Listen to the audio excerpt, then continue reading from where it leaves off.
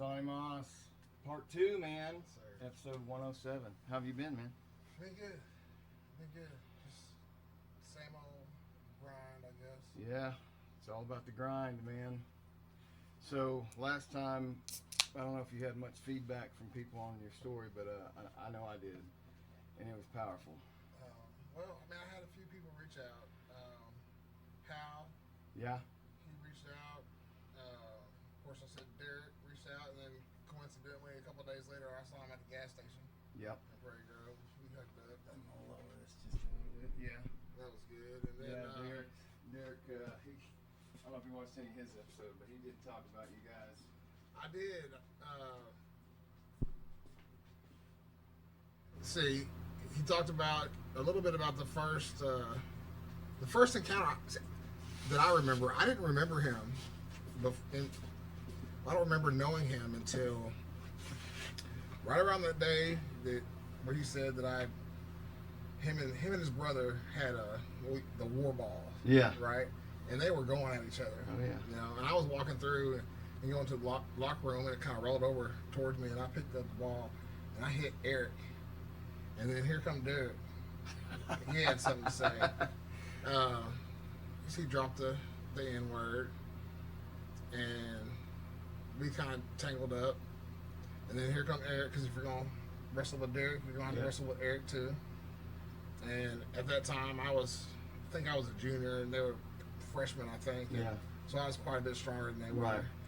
And I ended up dragging them both into the locker room, and we had a conversation. There weren't any fists. You know, it was a lot of pushing and pulling and dragging and pinning, and so we had a rough start.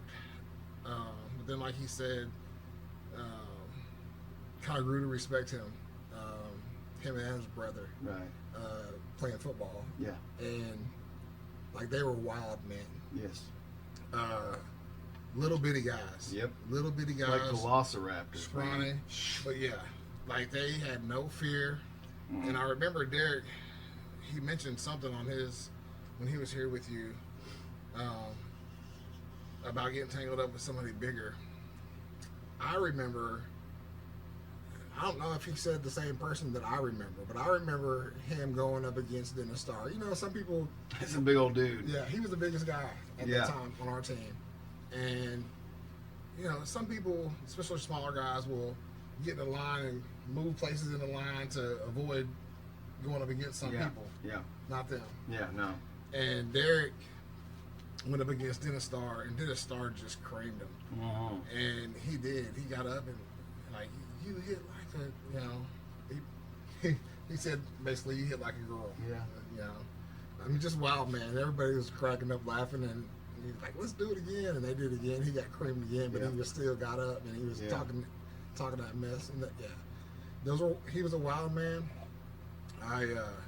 Derek was my backup at outside linebacker at his sophomore year, and he was my backup at running back, halfback, three-back. And I knew in the back of my mind that if I didn't handle my business, that this guy was hungry. Yeah. He was coming behind me. He was hungry. So he kept me a little motivated. He was something else, man. He was something else, yeah. Well, that's cool y'all got to connect for a little bit. And then James Gibson called me. Oh, yeah? Yeah, he called me one day and said that he saw that. And everybody was like, man, I never knew you had gone through so much. Yeah. I think that was a shock to a lot of folks. You know,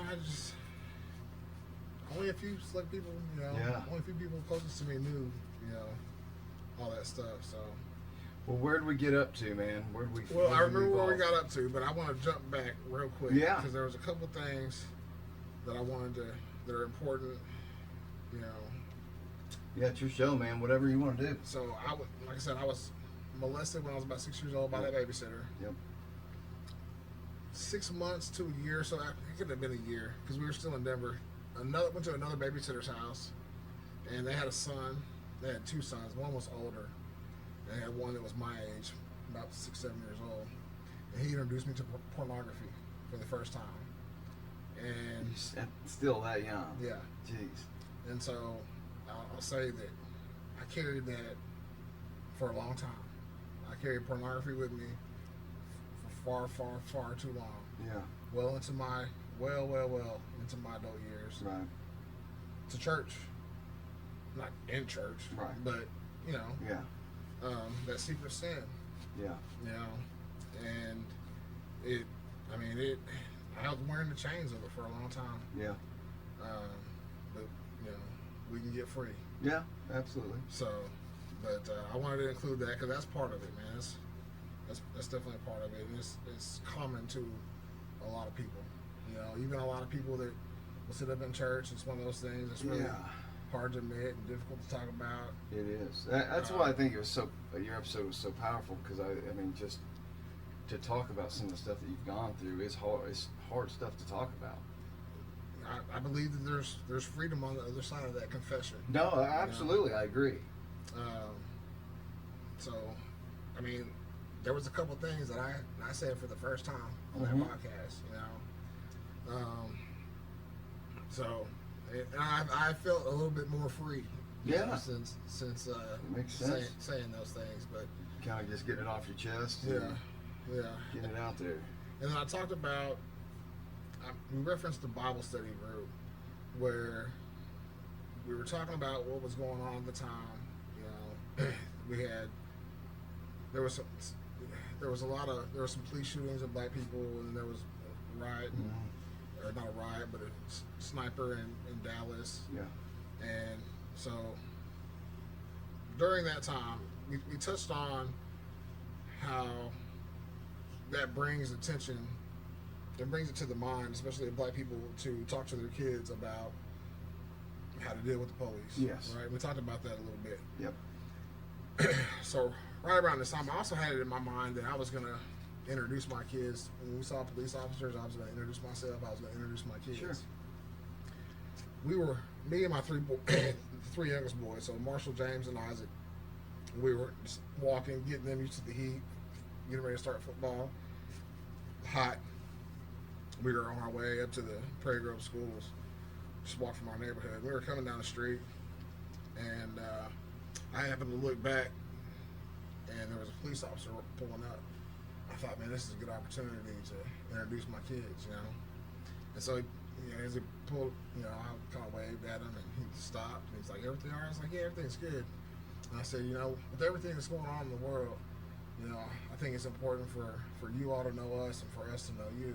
So I just wanted to stop you for a second, introduce myself, Sure. introduce my sons to you, and tell them, they're being raised right, and you're not going to have any problems out of it. Right. And whether he meant to do it or not, it bothered me. He moved his hand and he put it on his pistol, and he said, "Well, I hope I don't have any problems out of him either." And that took me back. Like, I took issue with that. I didn't say anything to him, but I was just like, all right, man, and just turn around and start walking. That bothered me. That's all he said? Yeah. That's a little bit of a dick move. Yeah. I can't remember his name. I called out his name previously when I was talking to somebody else about it. And actually, that men's group that I was telling you about, that I went to church with, I told you they were talking about how they didn't feel like racism was real because they had never seen it. And so I sit there sulling, in silence until they were like, "What do you think?" Yeah. And then so I gave it to them. Yeah. Like this. And that was one of the things that I told them. And later, one of those guys that was in there, he left.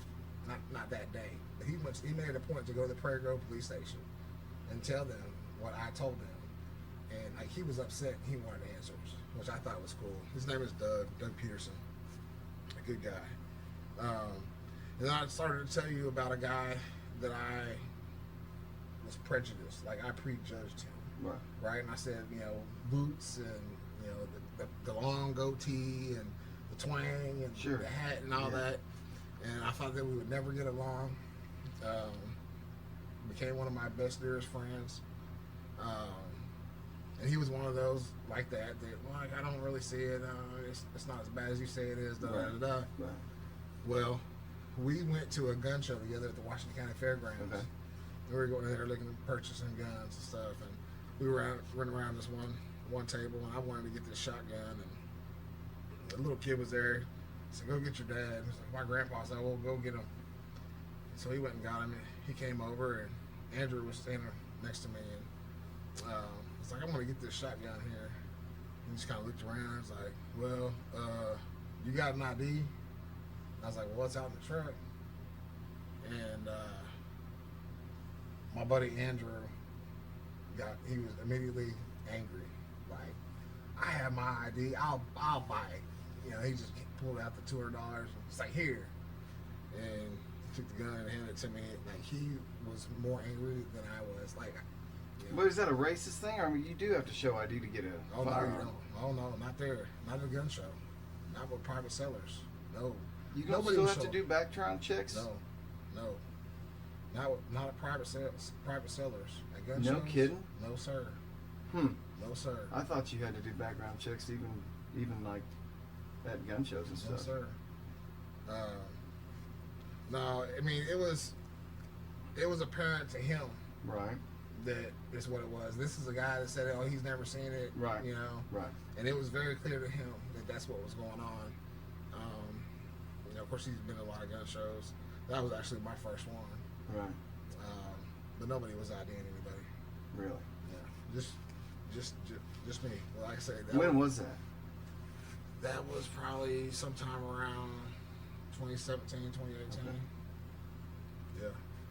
So I mean, I will admit to being one of those people who just didn't see it a lot, you know, because there's not a ton of black people in this area, Mhm. right? So I think you can trick yourself into believing that it's not as bad as people say it is because you don't observe it, you know. And then you talking to you, it's like, dear Lord. I had another buddy of mine, Justin Moore, was on the show, and a black dude was talking about some of the experiences he had, and it's like, it's very eye opening. Yeah. To people like myself who just don't witness it that much, you know. So Yeah. it's unbelievable that it still is out there at all, you know. It's just like, Yeah, it's a shame. why can't we? I mean, we got so much in common. Why are we worrying about the color of our skin or whatever it is, you know, that divides us? It's just, Well, I mean, you realize that the race really wasn't a thing until the discovery of the New World, when we got ready to right. get that free labor. you Yeah. know?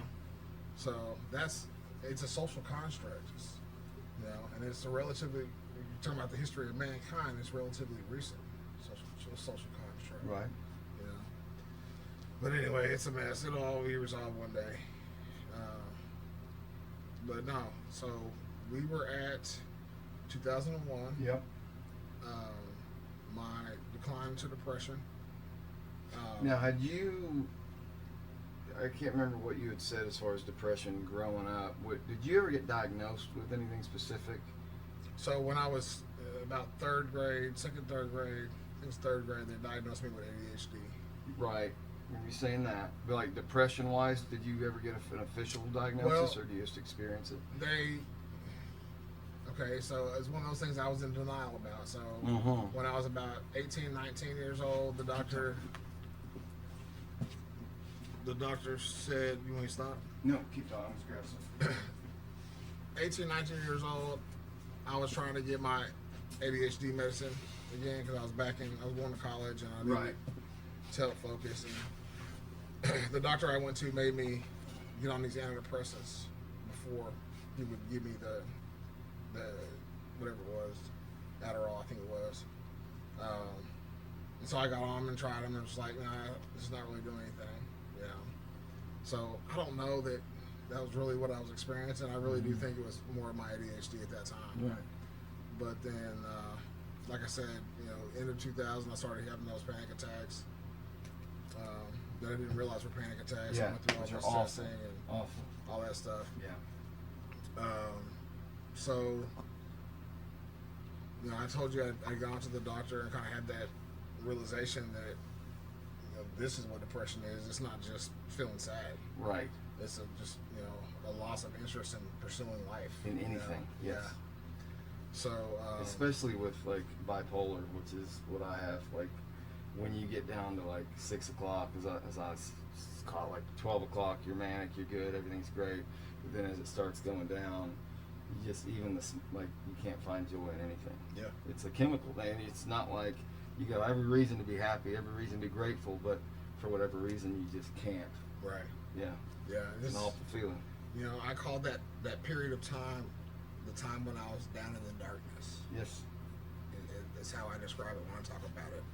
Mm-hmm. Because that's what it is. And it's hard for other people to comprehend what that's like unless you've experienced it. There's no comprehending it if you haven't been through it. You can't get the full grasp of what it is to go there. You just feel like weeping. It's just it's a heaviness. Yeah. A loneliness. Loss of motivation to live. Yes. You know, to do anything. Yep. You know, you're not pursuing those things you once enjoyed doing. Right. At all. Even getting out of bed is a chore. It's just thinking about getting your foot on the ground. Yeah. It's an awful place to be. And so last time I kind of rushed that first part because around that time, but I want to kind of, because this is where I kind of begin to see God move in my life. So there was a couple times. Okay, which one was first? I don't remember which one was first. So one day, now this is after the diagnosis, right after the diagnosis, deep darkness, a lot of anger, very short fuse. Mm-hmm. My sister called me one day. Now, what's the age gap between you? About 18 months. 18 months. It's 18? 20 months. She called me. She was crying. And she said, and that's just the crying itself is enough to get brother going. You know? Yeah. And she said to me that her boyfriend had held her in her apartment and wouldn't let her go, and his roommates were laughing at her and all this. And so that fired me up. Now, that wasn't the whole truth, you know. And to be fair, it was a little misleading. Right. Okay, I didn't know that at the time. Sure. But rage, and I was gonna go kill him. And now we're talking about 3 Razorback football players. Oh my. 2 of which went on to be in the NFL. One of them was a Pro Bowler. The boyfriend was a middle linebacker. He was like 6'4", 6'5". He was a big boy. He ended up playing with the Kansas City Chiefs. But I had my 30-30 in my closet, and I pulled it out, and my shells were in my nightstand, and I pulled, pulled drawers open and looked through it, couldn't find them. Pulled out the drawers, dumped it in the floor, couldn't find them. Pulled out the other drawer, couldn't find them. And so I set it on a piece of rebar, and I went, and then on my way I ended up going to where my sister was instead of going to that apartment. I really think if I'd have had those shells, I'd have went to that apartment. Do you really? I do. And later I went back, and before I left, I grabbed all my stuff and just dumped it in the nightstand. But I went back later, and they were in my nightstand. God hid those things from my eyes. Like, I know that He hid those from my eyes. Yeah. Another thing that similar to this was a little bit later. I was staying at my grandma's house. This was much later, so this must have been I'd started working at a strip club. So I'm skipping a whole lot right now just to tell this little piece. Yeah, you're fine. But so I started working at a strip club, so I wouldn't get home till 3:30 in the morning. Right. And I pulled up one night, and my cousins are there, and then my cousin's boyfriend at the time was there, and he'd apparently been treating her bad. I didn't know the full story, but it was a horror story as far as I knew. Yeah. I ended up chasing him out of Farmington, up through into Fayetteville, up around Appleby neighborhood behind Fiesta Square, circling around. Ran him off the road once, or tried to. Just reckless with my little Ford Ranger, and I was chasing the F-150, and I was on him, boy. It was a stick. I stayed on. No tags on it. Anyway, he circled this neighborhood a few times, and then finally pulls up in this driveway, I know there's two of them in the truck, and I have a tire iron in the back of my truck, and I go look for my tire iron, go to grab my tire iron, and it wasn't in there. And somebody had come out of the house with something behind their back. It's, you know, that tire iron wasn't there. And I was mad. I got my truck, pulled it in reverse, backed up, put it in first, gunned it, just slammed into the back of this truck. Like, used my truck to hit this truck. Wow. I mean, nuts. Yes. Nuts. I later found out that his buddy's dad, who he's with, owned a lot, owned a car dealership in Texas, and they had taken that truck off the lot without permission. And I'm sure he kind of got in trouble when he got mad with that. Probably. But the tire iron was back there. I mean, I had the light on and everything, but my eyes could not see it. God's having to hide a lot of stuff from you, man. Yeah. I mean, and apparently there's a reason for that. I'm hoping to see what that is soon. But anyway, so I ended up being kind of transient, going from couch surfing friend's house back to a grandma's house. Very impulsive. For example, my cousin was getting married that summer in Louisville, Kentucky. Like I said, my dad lives in Hopkinsville, Kentucky. Mm-hmm. And me and my sister had planned to drive out there together. I'd forgotten all about that. Dad was coming from Houston, going to Kentucky. I guess he wasn't living in Kentucky yet. He was coming from Houston with the girls and his wife, headed to Kentucky. And I thought, well, I'll just catch a ride. Mm-hmm. So I was going to have my friend's girlfriend, or his wife now. We met him in Forest City. Realized, okay, there's not enough room in the car for me to put my stuff in there and go. So I ended up staying in Forest City, and they ended up coming back to get me. When my sister found out, she was upset with me. We were supposed to go together. She cried on the phone. So I bought her a plane ticket, a round-trip ticket for her to put it on my Discover card because I didn't have any money.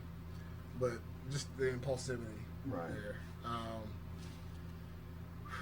It got time for school to start, and I've been thinking about this, and I can't remember for the life of me what triggered this. Okay.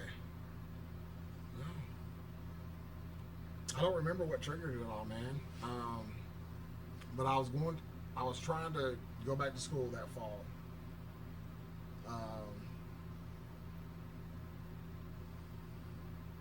It was the medical bill. That's what it was. Okay. So I had the student insurance. Mm-hmm. And so I didn't have, my student insurance didn't kick in until January. Right. And so when I was getting evaluated for all that stuff, thinking that I was my heart and all that, my insurance, and when I told them about when that first started, it was in November, so it was before the insurance, so it was a pre-existing condition, so it wouldn't be covered. So I had this big bill. Okay, so I went down to the health center to argue about why this shouldn't be covered. Right. And, you know, they weren't hearing me. I got upset. I went upstairs and was like, I need to talk to somebody, because I've been in counseling, right? Mm-hmm. It's like, I need to talk to somebody. Upstairs with the psychological counseling and psychological services. So I went upstairs, like, I need to talk to somebody. And they were like, well, what's wrong? I was like, I'm just really upset. I'm really angry. I was waiting for a meeting, a formal meeting with, like, the chief of staff, the doctor that I work with. Ended up being the psychiatrist there and 2 police officers there as well. But I was waiting for that. They were running late, and I was getting frustrated with the whole situation. I was like, I just need to talk to somebody. And they were like, why? And I just said, I feel so angry. I just feel like I can blow up this building. Okay? Now, this was early September, but not September. Right. No, was it early September? It couldn't have been early September, because I had a hold on my student account. So this must have been late summer that I was trying to get registered. And I already trying to get registered for classes. Mm-hmm. But there was a hold, and so I was trying to get that hold cleared up. So that was the purpose of the meeting. So I didn't get to see anybody, but then it was time for the meeting to start. They finally showed up, so we go into this meeting, and basically I'm trying to argue, and they just basically shut it down. No, we're not going to change anything. You're going to have to end up paying whatever you're going to have to pay. So I was angry. I left, and I stewed on this. Yeah. I stewed on it. I just realized I skipped the whole part in August, but I stewed on it for a few days, and I decided I was gonna destroy my medical records. Yeah, I mean, it doesn't make sense. You're down in the darkness, so Right. I mean, a lot of the stuff, a lot of the things that seem so important, so are really insignificant. Right. You know, True. to the average person, True. like when you're in that state, the littlest thing can set you off. Oh, I mean, just the littlest thing, absolutely. and you can get real reckless real quick. But I've been still on this, and I said I'm just going to destroy my records, you know, as a protest. It makes no sense, but that's what was in my mind that Right. day. And so I had the sense enough to look to see, is there a burn ban? No, there's not a burn ban. I had enough sense to look at the university handbook to see about fires, where you can start fires on campus. You know, Right. I had sense enough to do that, but then I don't know. It's just, I mean, it's weird. It's hard to explain. But I went up there and I had bought one of those Ronsol yellow lighter fluid. I had stuck it in my pocket, and of course I had I still smoke cigarettes. Had my cigarettes and my lighter, and I went there and I was like, I need to see my records, and you know, they know me up here by now, and they know that I'm kind of volatile, you know. So whenever I showed up, you know, during these times, like they called to let people know that I was there. They said sit here. It was like behind the desk, behind the reception, near where they have all the medical files. Here you can look at it. And I open it up, and the first thing I see is a psychological evaluation from the meeting that we had up there. I didn't go to visit with a psychiatrist, but it was just the psychiatrist's notes about me and how I was acting, including the smell of cigarette smoke. I mean, just like all this stuff. And that was a meeting about your insurance thing? Yeah. And they were psychologically evaluating Yes. you during that without Yes. telling you? Yes. That's a little shady. Yeah, I thought so. Yikes. I was. That pissed me off. It took me to another level. We talk about how these little things Yeah. make you blow up. Well, I mean, this to me wasn't a little thing, and I was pissed. And Yeah, I don't stood blame up, you. and I put the files underneath my arm, and I turned around to the door, and she was like, "You can't leave." And then Dr. Belt, the chief of staff, stepped in front of me, and he was standing in the doorway. He was like, "You can't leave with those." And I was like, "What are you gonna do about it?" And he just stood there, and I was like, "You better move." You know, he stepped aside, and I went down the hallway, out of the building, down the hill, because it used to be set up on Razorback Road, up on top of that hill where the nursing school is. Yeah. And there was like this big, almost like a creek, but it was never any water in it unless it was just pouring down rain. And they had these big sandstone rocks, big Yeah. river stones on there, down through there. Mm-hmm. And I ran down to one, and it was at least 150 feet away from any building at that time. And I dropped the file. I dropped the file there and lit it up, set it on fire, and just kind of sit there and let it burn. And would feed it every once in a while. I look up on top of the hill and I see Dr. Belt, Dr. Fossey, and somebody else standing up there on top of the hill. And I see the police come around. I'm just sitting there, just feeding the fire, trying to get all the stuff to burn up before the police get down there. So the police get down there and they're like, "What's going on?" And I'm like, "I'm protesting." I was like, they're like, "I'm protesting." He was like, "Okay." And he's like, "What's that right there?" I said, "That's mine." He's like, "All right." And so he steps on it. And by then, there's like a little corner of the manila folder. Right. That's all that's left. And he gets on the radio and he's like, like, no, he's far enough away from the buildings. And he said, why don't you look and see if there's a burn ban? And I was like, there's not a burn ban, you know. Right. And sat there smoking my cigarette, and he was like, well, you know, I don't have any evidence that you took anything out of there. You know, I didn't see you do that. You don't have it with you. You're far enough away from the buildings. You know, there's not a burn ban, so I can't charge you with anything. But I'd appreciate it if you'd come down to the station and visit with us. And so I was like, sure. I mean, he was treating me nice, and so I mean, and that's how it is when you're, you know. Yeah. So I agreed to go down to the station and sit with them, and you know, they just asked me what was going on. I just kind of told them, you know, about my situation, what was going on, and that I had kind of done it at a protest. And they're like, okay, well, we're going to have to let, you know, student services or student affairs know what happened. But ultimately, I got a call from Dean Hemp Hill, who wanted me up, that I had violated student code of conduct, and they wanted to bring me in front of the judicial board, and it was my choice to have a hearing in front of the board or administration. For destroying your own medical records. Yeah. And for, you know, being disrespectful of staff. You Sure. know, it's student code type stuff. So, Good grief. yeah, by this time I had everything cleared, and I was registered for classes. I bought football tickets for the season. Yeah.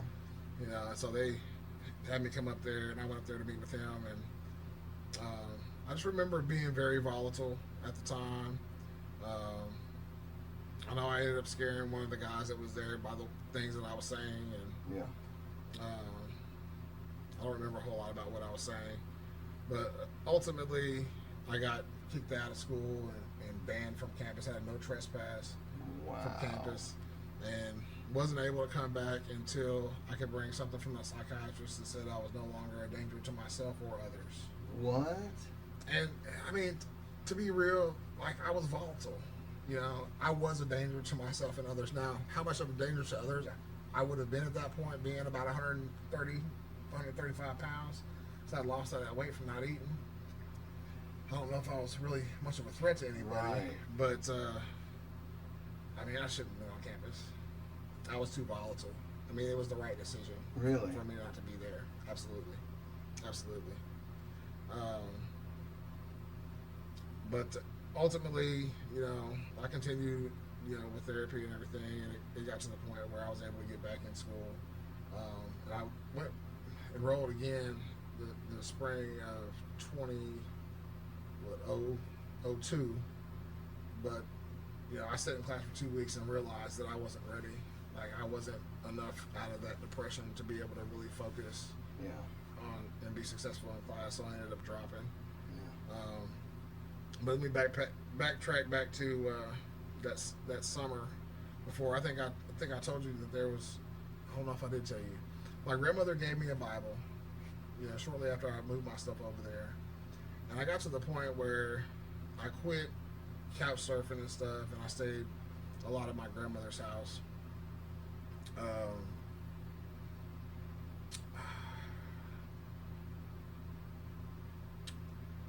So one morning, it was Mother's Day morning. I was sitting on the front porch, coffee, cigarette, first thing in the morning, first cup of coffee, first cigarette. Do you drink coffee? I do not. Okay. You use nicotine? I do. I'm the kind of person that usually, especially during this time, coffee and cigarette, like, I have to have that before I'm gonna talk to anybody. Right. You know. And I was sitting on the front porch, and my uncle came out of the house, and he had a daughter playing basketball at Mississippi State, and at the time, I guess she had been dating a black guy, and, you know, the rumor was through the family that my uncle had made threats to have her transferred out, we forbid her to date this guy, this, that, and the other. And so when I heard this, I was talking about it to other family members, and, you know, saying, just letting everybody know what I thought about that. Right. You know, how it was wrong, what have you. And so, of course, word gets back to him. He came over that morning to wish his mother a happy Mother's Day. And so I'm sitting out on the porch, and he come out of the house, and he stands in front of me, and he was like, if I don't want my daughter hanging around gay people, that's my business. If I don't want my daughter hanging around black people, that's my business. And I stood up, and I was like, what am I? Is that what you don't want your daughter hanging around me?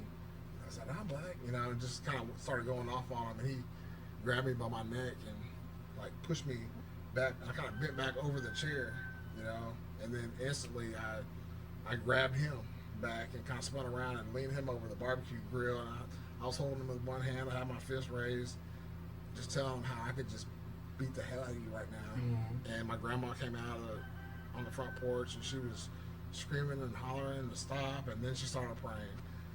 And so when she started praying, I let go of him. Like, I backed out into the yard, but like I had lost it. I was, jumping up and down the yard, every kind of, MF and redneck. So you were kind of a ticking time bomb. Oh yeah, no doubt. Very, very angry, and I held that for a while. At one point, I went and had another conversation with him about that, to kind of lay it to rest, and then for several years I didn't want to have a whole lot to do with them.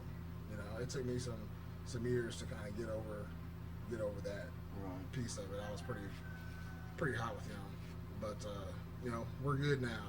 I love him. He's grown a lot in his old age. Yeah.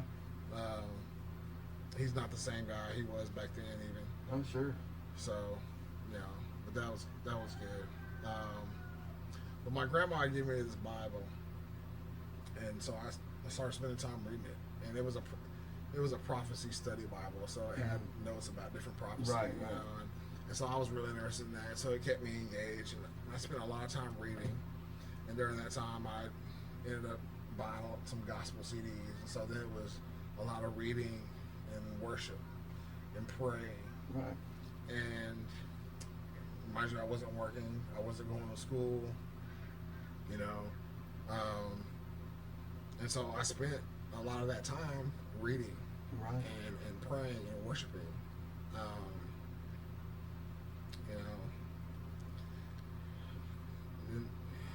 I don't know. It's probably, it was in August, I'm sure, early August. I was at a friend's house, and been staying there for a few days at least. Real depressed. But they had gone to work.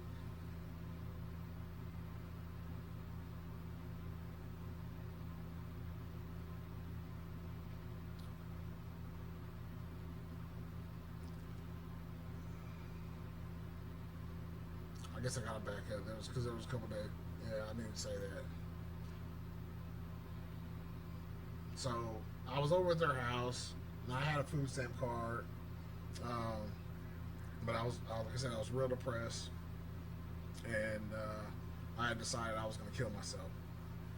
And so I went with Angel, my husband's wife, to Walmart, and we spent everything on my card, and groceries. And she picked out most of the stuff, and just loaded it up there. Man, that's all I had left. You know what I'm saying?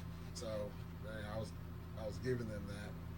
And then we went back to the apartment, and we did whippets, and we drank, and then when they went to bed, I took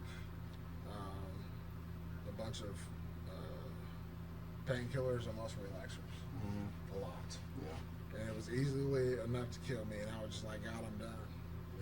Yeah. I'm done. Please forgive me. Have mercy on me. I don't want to live here anymore. I don't want to do this anymore. I'm done. And I was just like, let your will be done. Of course, I woke up the next day, and my stomach was jacked up. Yeah. And couldn't eat for several days. But surprised you didn't puke in your sleep. Yeah. I mean, there's a lot of times people can die from, throwing up and choking on it and whatnot. Yeah. But I mean, you got lucky. Yeah. I mean, I think there's a reason for it. I wish I knew what it was.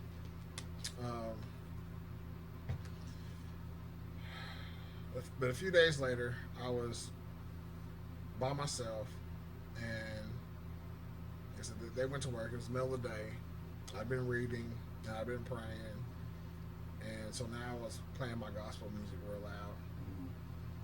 And I think I was actually remember like standing up, you know, in the apartment, you know, hands in the air, just worshiping my little heart out, and music up loud, and boom, boom, boom. It's the manager. Turn this down. It's just way too loud. It's like, oh, I'm so sorry, man. Can you tell me, you know, who it was so I can go apologize? So I had these different extremes. So you know, you had this volatile side, but then you had this sensitive side. Sure. This, Yeah, I can understand that. and so I was like, will you tell me who complained so I can go apologize? She was like, no, I ain't gonna tell you. You just need to turn it down. I said, yes, ma'am. So she left, and I went and knocked next door, and nobody answered. So I went upstairs and knocked on the door. I had some gospel music CDs. So here's what rationale do you have? So I had these CDs in my hand, like she's heard enough of it already. Right. But I go up there and I'm like, ma'am, I'm sorry. I was the one downstairs playing my gospel music. I was just really into it. I didn't think anybody was home. I'm sorry. And I was like, I brought some gospel CDs, you know, if you want to listen to them. She was like, no, I don't want to listen to them. She was like, I know you had a hard time with your stepdad, but you're living in the past, and you know you need to stop living in the past. You have a bright future, and you need to get control of your temper because you're gonna have two boys you're gonna have to raise. And so I was really taken aback because she told me some things about myself. You know, Now, who was this? some random lady. Never met her in my life. Never met her, not one time. Just a neighbor. It was the person that lived upstairs. And she's telling you this. Yeah. That's spooky. Never met her in my life. You had a bad history with your stepdad. You're living in your past. I mean, I was in the middle of a past. And I told you earlier, the last time, Yeah. like I wanted to kill him. Yeah. Yeah. You know? And so she tells me that, and then she tells me that I need to control my temper. Like, I've always had a bad temper. Yeah. Like, since I was a child, I had a bad temper. And during that time, it was horrible. It was next level bad. Mm-hmm. But so she said I got to get control of that because I'm gonna have two boys I'm gonna have to raise. So she told me about myself, and then she gave me a little glimmer of hope. You know, I'm convinced that was God speaking to her through her, or it was an angel, something. That was not a normal experience. I didn't know this money, That's this woman, bizarre. nothing. But she seemed to know these details. Yeah. That's weird. Yeah. How did you react to that then? It gave me hope. Did it really? Yeah. Gave me something to think about as far at as a point where you were extremely low. Yeah. At that time. Yeah. And it gave me. I mean, it gave me some perspective that, you know, this is over with. Yeah. Leave it back there. You know. Yeah. There's no sense in going through this again. Yeah. So she gave me that, but then she also gave me hope. You know, every man wants a son, right? Most men. Yeah. You know what I'm saying? And so she said, you're going to have two boys that you're going to have to raise. I was like, cool. You know, I remember calling my dad not very long after that and telling him about the whole situation. And he was like, okay. Dad kind of knew what I was going through. He seen me when I went to Kentucky for the wedding, and so he knew I was going through it already, so he wasn't really sure what to think.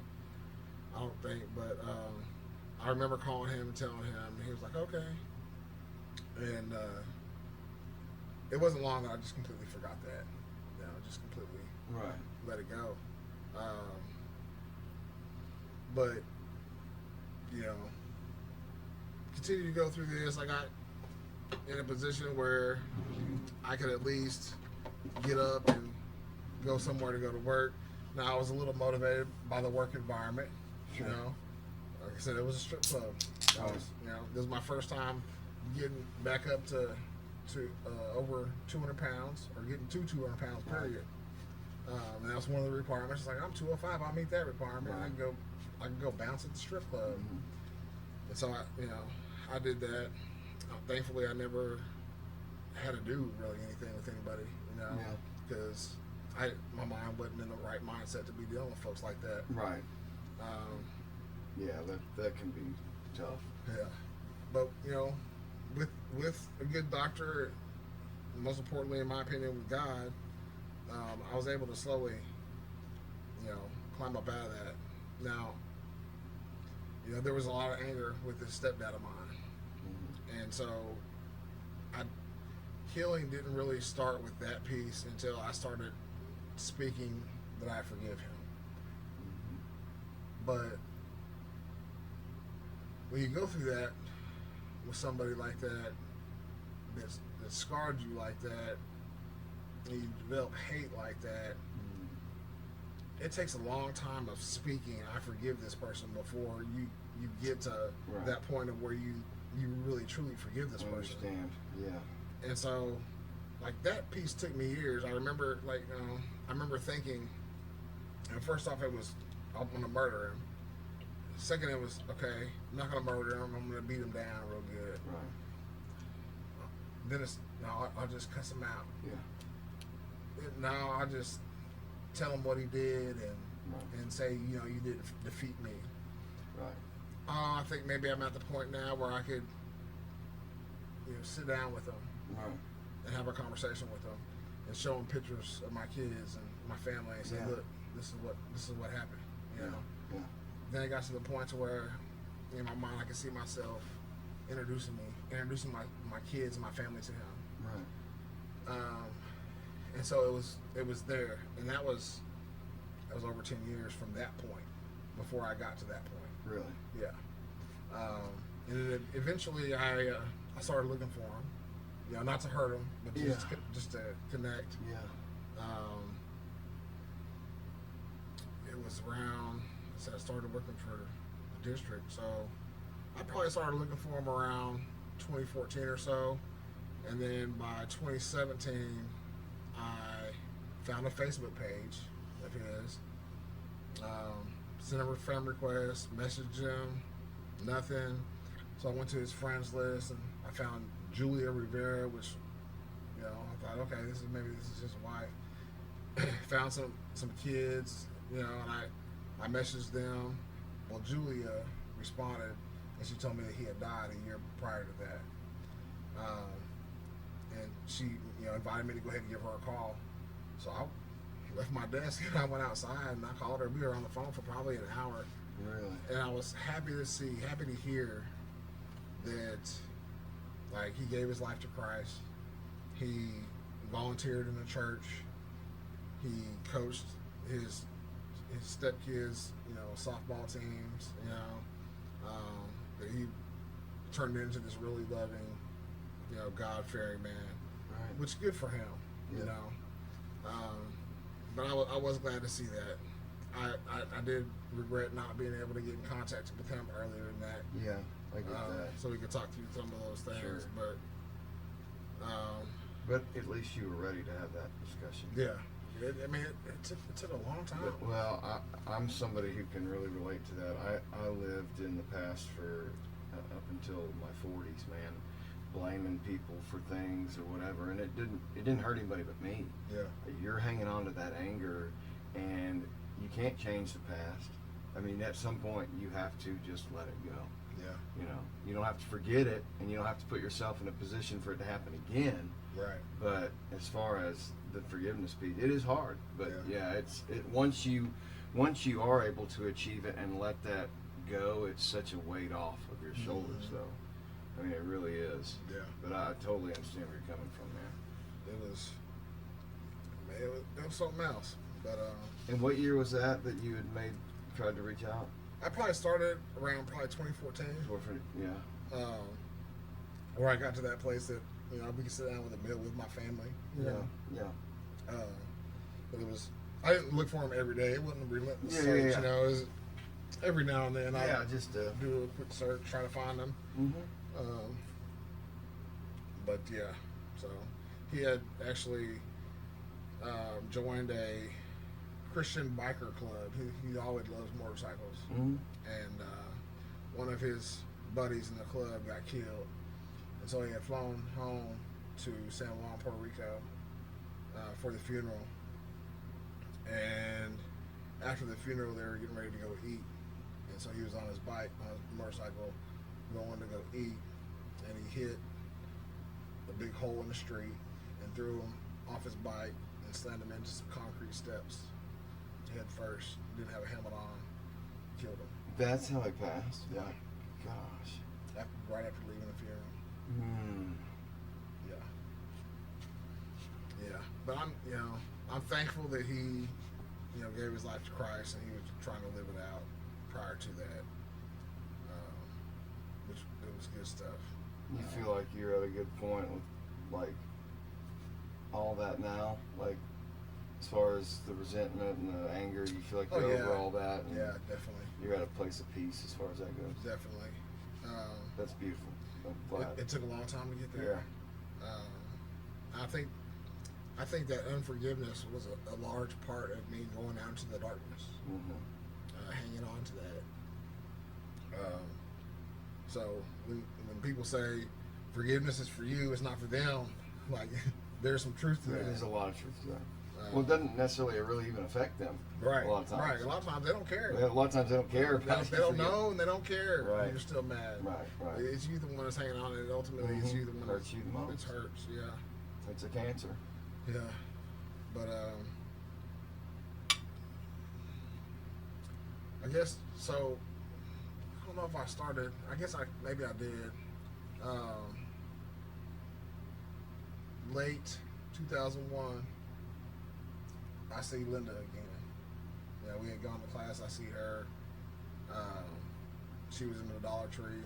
She was looking raggedy. I was looking raggedy, and because I was looking raggedy, I was hesitant. But then I looked at her again. I was like, okay, she looks terrible.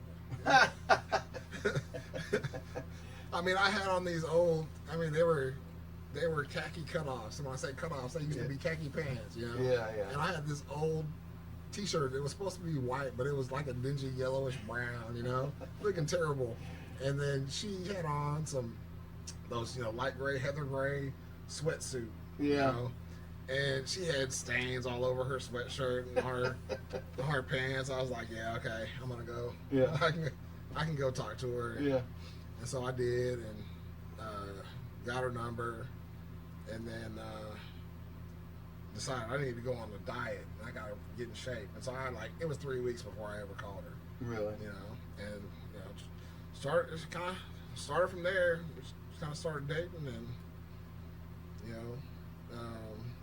fast forward to early 2004, she's pregnant.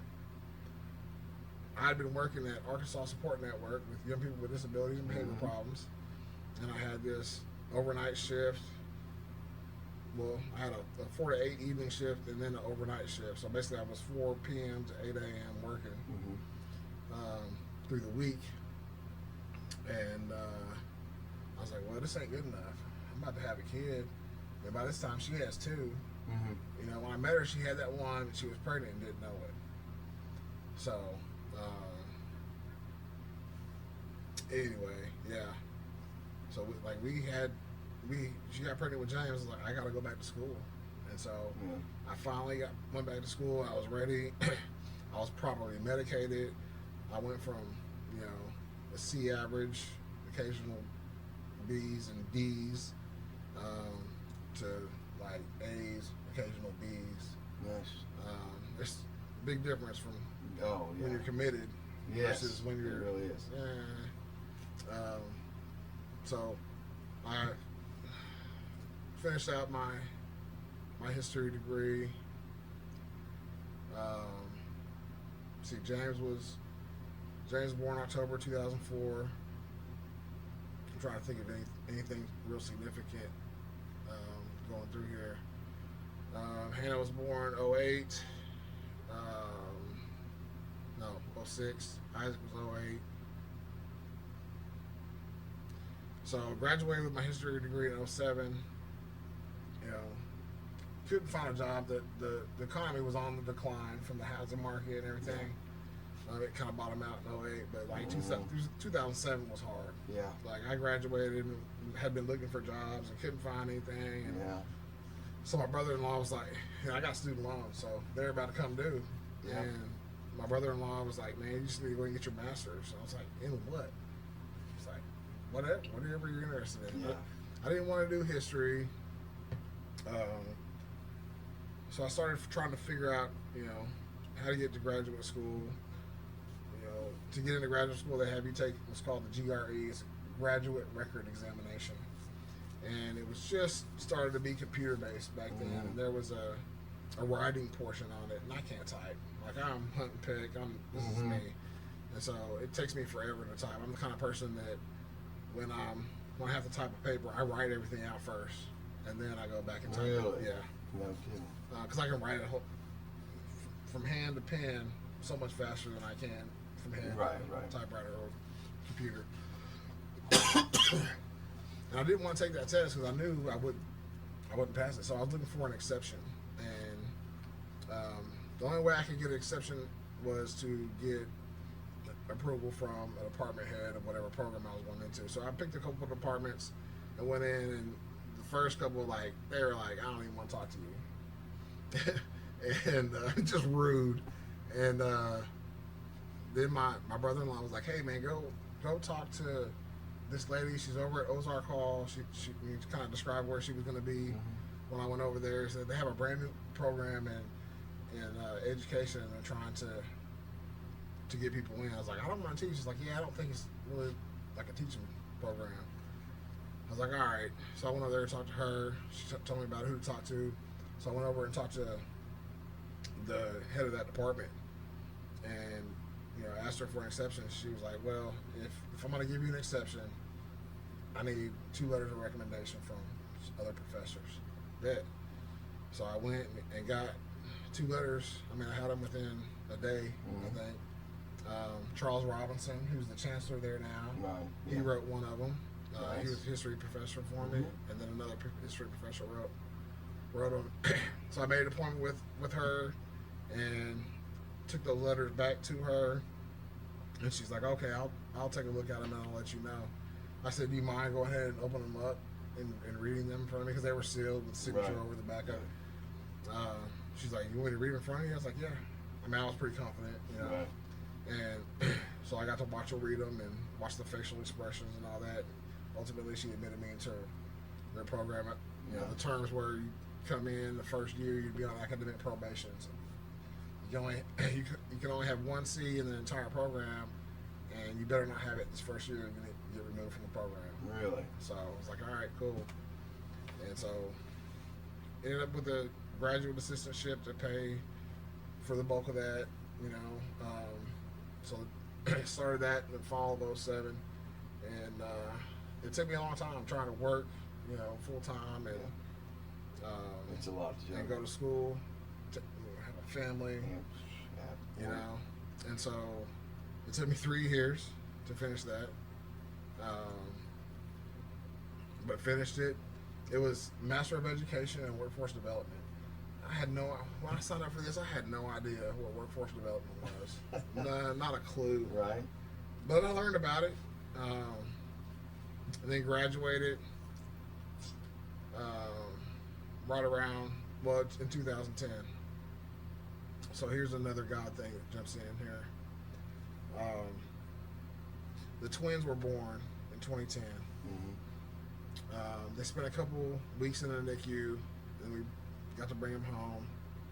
A couple weeks? Yeah, a couple weeks in the NICU. That's scary. Well, I mean, it was just because they were small. Yeah. I mean, they were 5 weeks premature. She went into labor. So my wife, okay, let me tell you about my wife. This is her 6th pregnancy, and so she's a pro. I got this. I don't need to go to my prenatal appointments. Like, she put off her prenatal appointments. It was like nobody's business. She was probably 30 weeks before she had her first prenatal appointment. Yeah. And then so they immediately set her up for an ultrasound. I say immediately. She had the ultrasound at 33 weeks. Right. And So at the ultrasound, I found out we were having twins.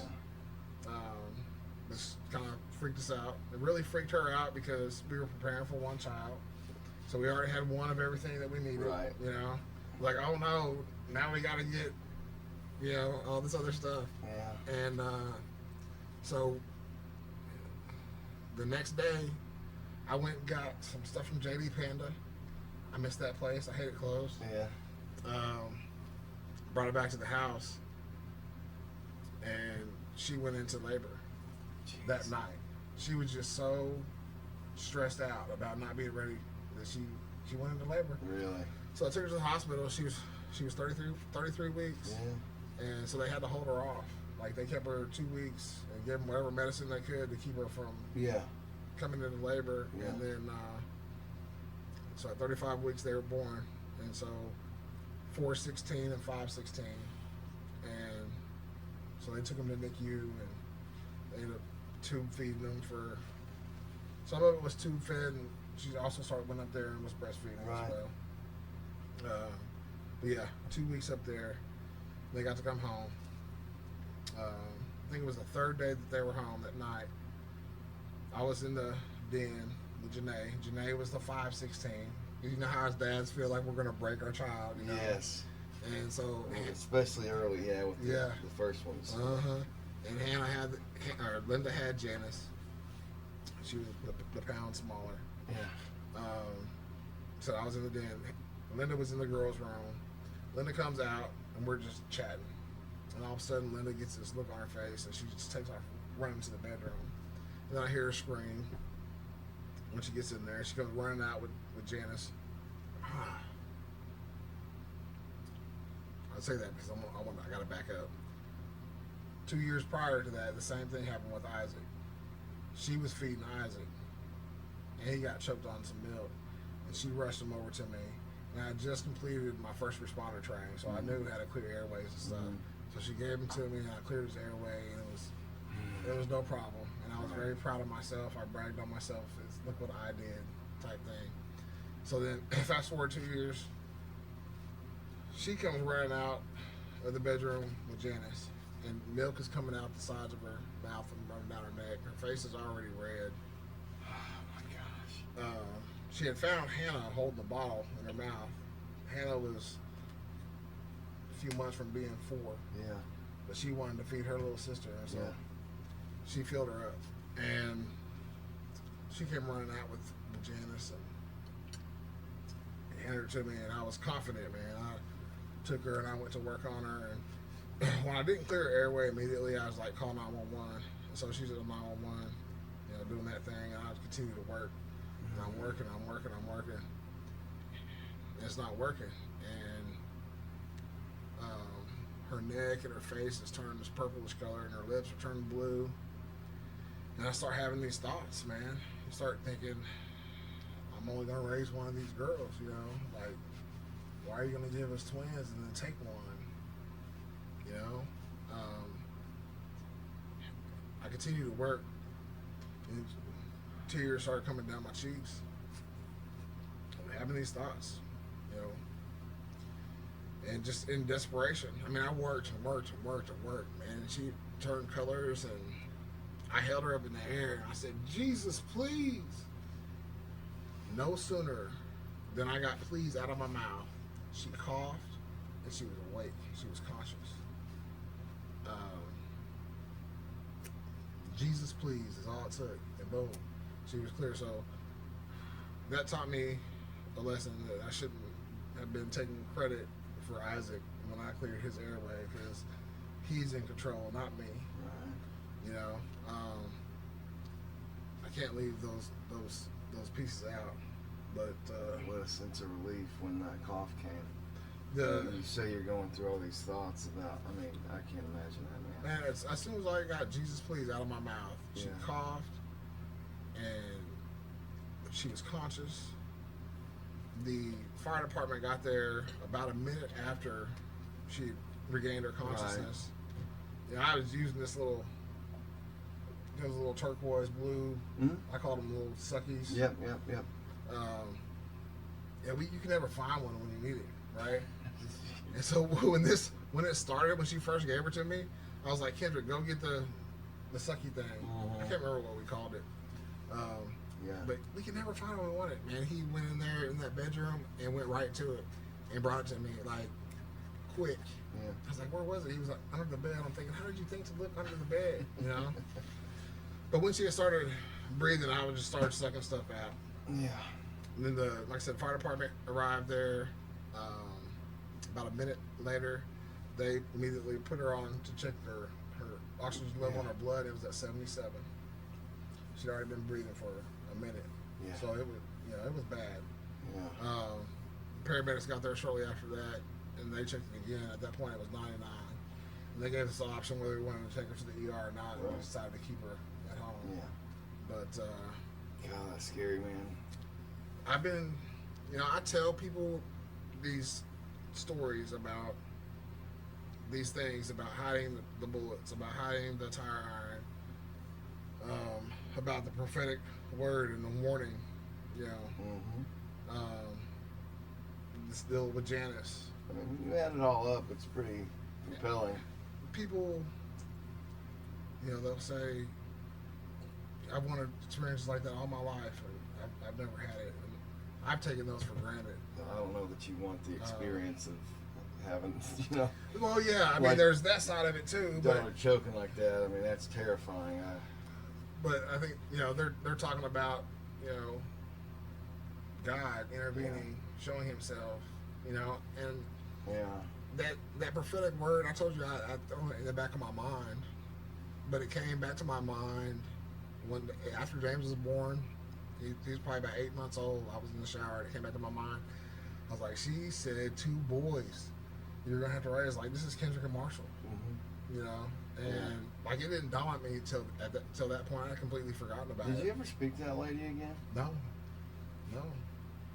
Just that one encounter. I did not know her. She did not know me.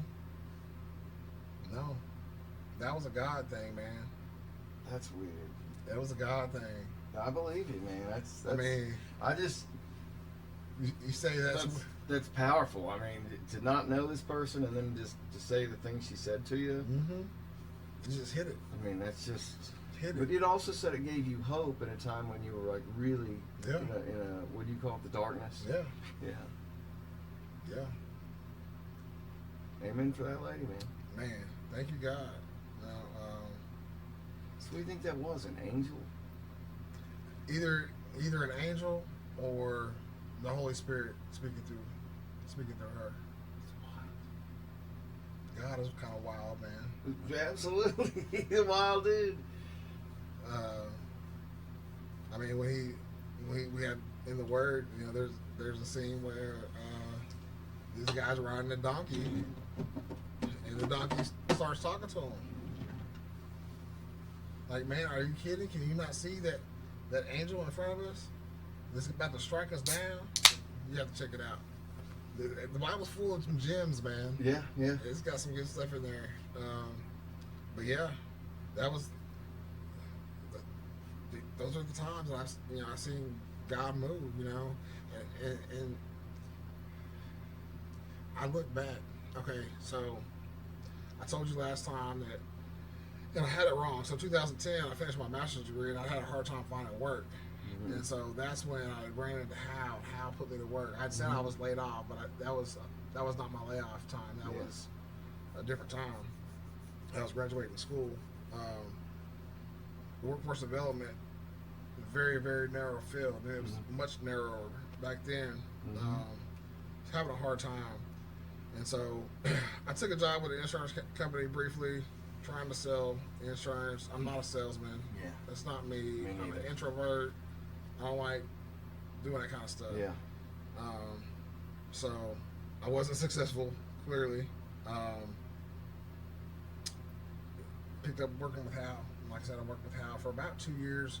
He got slow in the wintertime. And I was able to start bouncing at George's when he got slow. And did you see how I reached out to you after your pod? Yeah. You talked to him? Yeah. Briefly, I mean, he shot me a text. We texted back and forth a couple times. I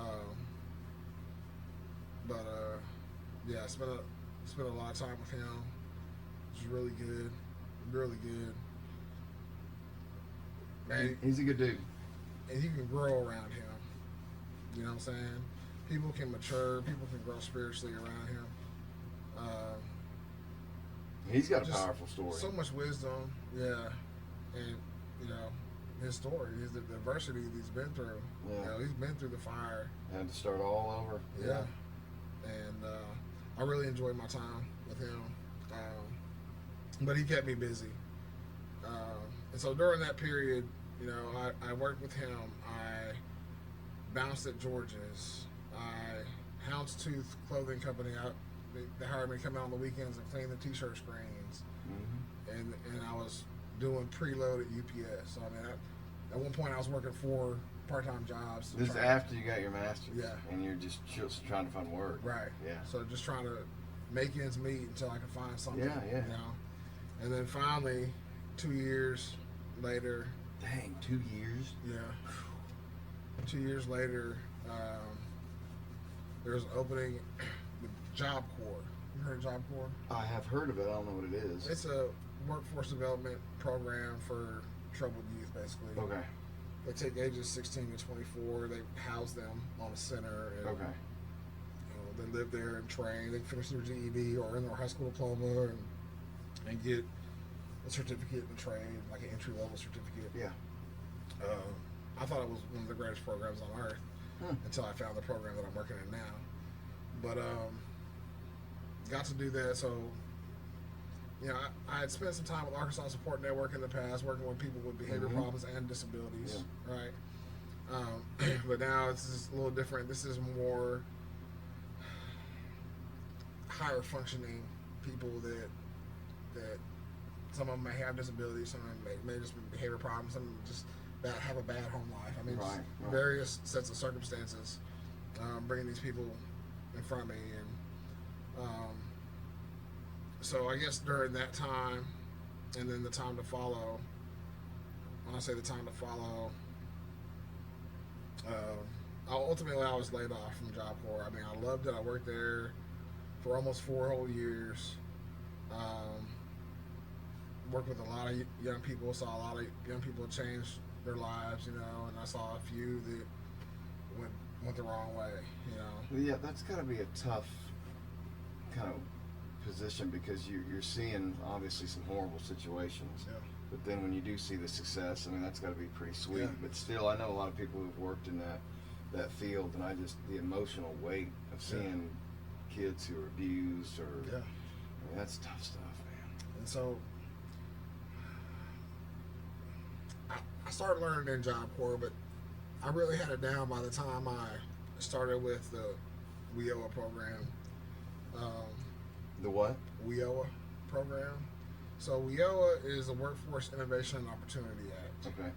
And so basically, it's a program passed by Congress, run WEOA. WIOA. WIOA. Okay. So it's underneath the Department of Labor, grant funding, getting up to the states, and the states distribute it to local areas to operate the program. And so it's an employment training program where we work with people, whether it be youth, dislocated workers, so people who have lost their job through no fault of their own, veterans that are coming into civilian life, and, or displaced homemakers. So you have, usually it's a woman who's been the homemaker, been in the house providing unpaid services to her family, you know, and she's been relying on the income of her husband, and her husband dies or gets sick or is laid off, then that wife becomes a displaced homemaker. So that's part of the population that we work with, and then low-income adults. And so what we do is we will do a career assessment and kind of find their interests, and then help build a plan for them to get into an in-demand occupation where they're going to earn a self-sufficient wage. So we're talking about breaking cycles of poverty. You know, people come in on food stamps and housing assistance, and come out making more money than I make. You know, it's awesome. It's a beautiful thing. But I, you know, having come from Job Corps where I was working with youth, they hired me as a youth career advisor. And so, through Job Corps, I got to kind of learn how to question people, how to question kids. Because one thing about it, what you learn in education, period, is that if your mind, if you are not ready to learn, you're not going to be able to learn. Nope. Right? So I talked about deep depression. If your mental health is not good, you're not going to be able to absorb that information. No. If you are worried about where you're going to sleep at night, you're not going to be able to focus on your learning. Right. Your brain only has so much capacity, and when it's at full stress, you're right. You can't retain all Right. that stuff. Yeah. And so I learned that I got to take care of this whole person. Yes. You know what I'm saying? But I've also learned that not everybody wants to come and be an open book. No. They want to tell you what's going on with them. Yep. You know what I'm saying? So Yeah. I was able to develop this technique where, I would meet with them. I'd have a brief meeting with them off the top, determine eligibility, give them a list of things they need to bring to the appointment, and I tell them, look, when we make this appointment, if you show up and you don't have all these things, then I'm gonna say, we'll try it again next time. Don't call me until you have everything that you need. Right. So that kind of helped weed people out, but then let them know that, hey, I was serious. So you got to help yourself to what we're understand. doing. Yeah. You got to. Yeah. So when we get to the point where they came back in, then at that time we got to start digging deep, Yeah. and start building this plan. Yeah. So I would start off with, so where were you born? And I would question them to get them to basically tell me their whole life story. Sure. But then and so having gone through all the things that I went through, there were times in people's stories where I would ask questions. I would ask specific questions about different things.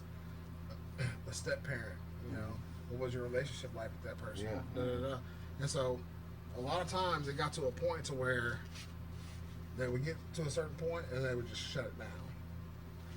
And so I was able to kind of discern why they're shutting us down. Because of your own experiences, you Right. kind of had an idea of how to attack some of those questions. Exactly. Yeah. Exactly. Nice. And so what I started doing was wherever I thought they were having their issue or they had their issue, I would tell them that part of my story. I'd say, hey, look, Really? this is Open what happened up to me. them a little bit. And I'd spend 30 minutes telling them about me Yeah. and some of the things that I went through Sure. that I thought was going to relate to them and their situation. And man, I think probably every time that gave them the freedom to open up and tell me That's beautiful, about dude. what was going on with them. Yeah. And so, like, It's a good That- strategy. that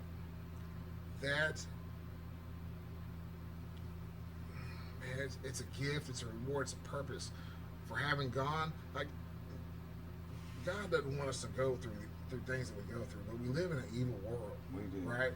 But He knows how to take the things that we go through and use them for good. As a positive thing, yeah. And so, what I've been able to do is I've been able to use my story with these young people, tell them these bits and pieces. Like, we don't have time to sit down and tell them everything. I mean, Sure. we don't get everything, with me. I'm trying to cover a lot, but Yeah. we still don't get everything, right? Yeah, yeah. But I can give them 30 minutes of me, of what happened with me, and then look at them and say, now look, I'm sitting here on the other side of this desk with you. I have a family. I have kids. I can show them pictures. Like, you can do it too. Yeah. You know what I'm saying? But we gotta address this. Yeah. And so then we build a plan to work with them. Yeah. We identify what their needs are and what their barriers are, and then we build a plan to help them meet their needs and overcome their barriers, so they can be successful in their training, and then get that good job. Yeah. And so that's a beautiful thing. That's a powerful thing. I missed that. Yeah. I've been promoted a few times, so I don't get to work directly with the clients anymore. Every once in a while, I get to pull somebody in my office, and I just love it. It's hard for me to let them go, but God allowed me to use everything that I've been through to help other people. That's really cool. And so that's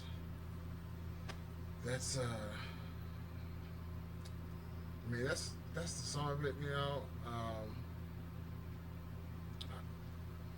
there's not, like I said, I've been promoted a few times, but that's nothing of any real consequence.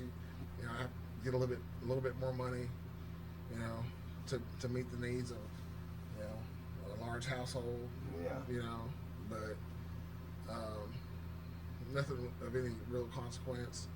How many are at home now? Right now, we have 5 of my kids at the house. Our oldest 2 are on their own. But we have a guest here this summer at the house that came back with Hannah from Bethany College. Gotcha. So that's good. I mean, I don't know what else to cover. I guess. Ooh, I do want to cover that.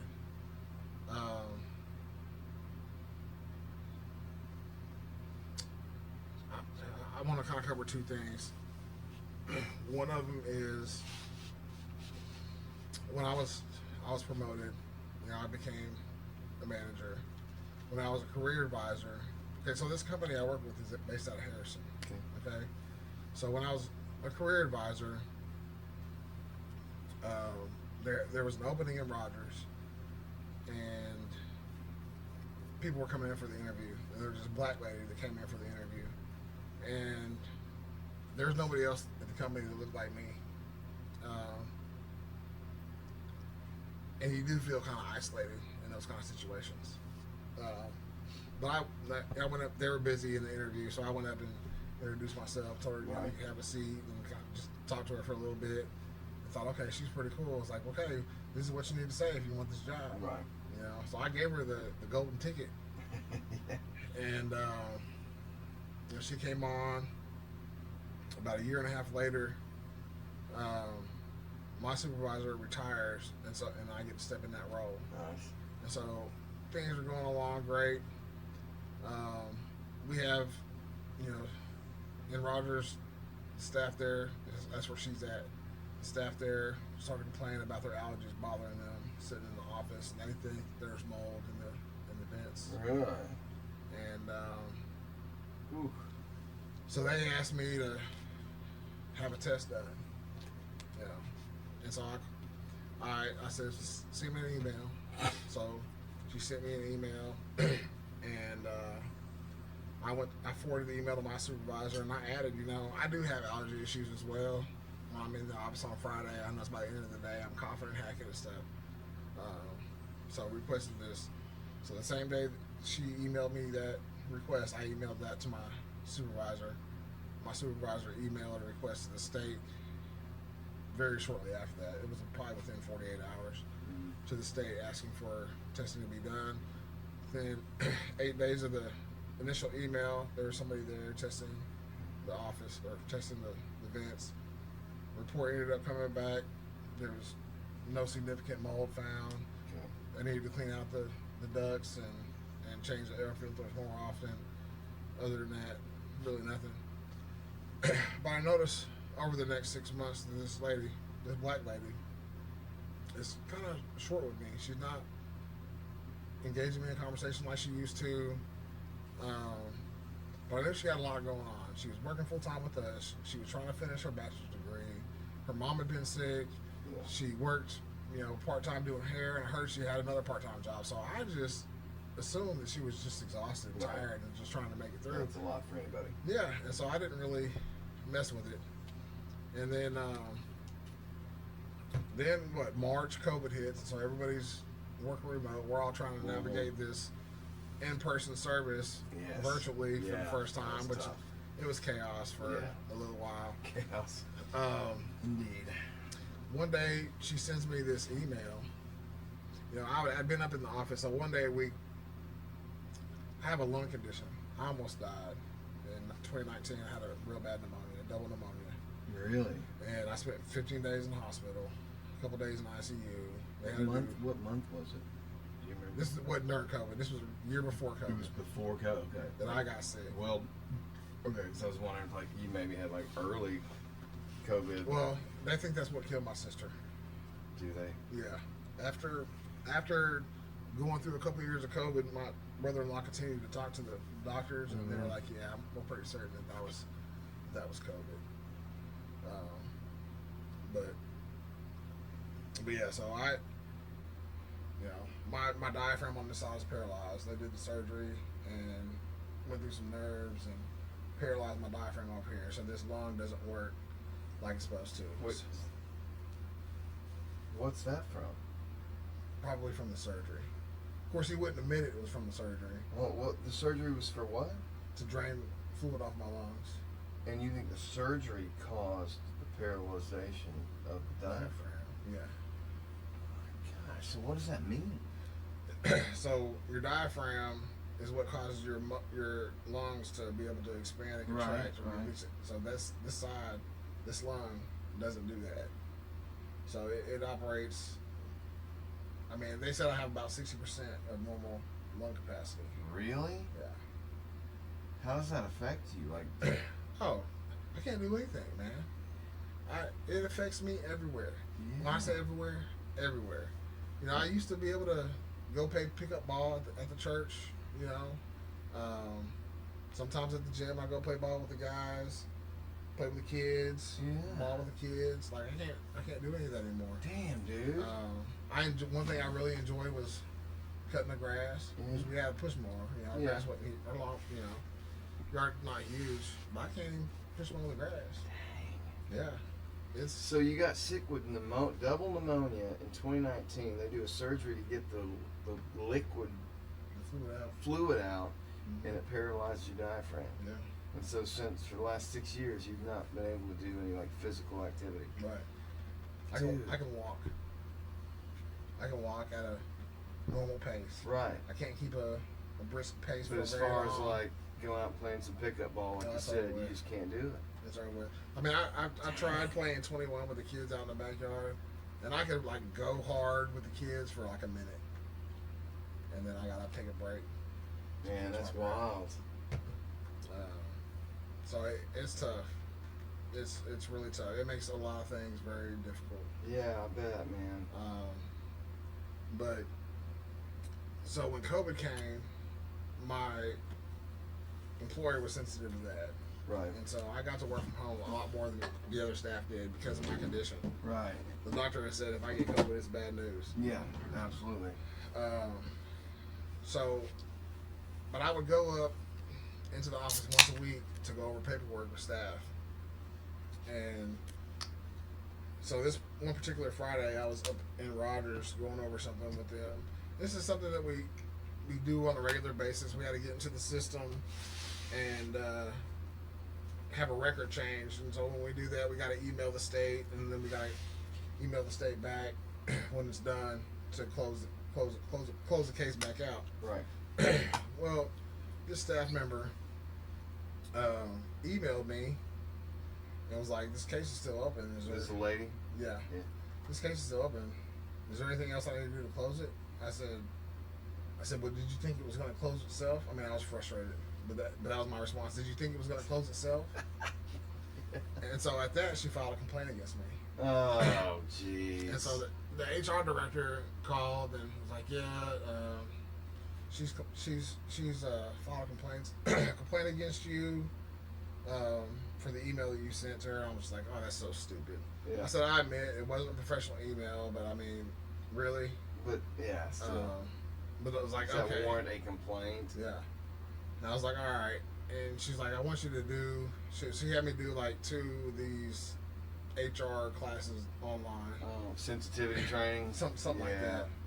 It was one of them was called dealing with difficult employees. I can't remember what the other one was called, but it was along the same lines. Yeah.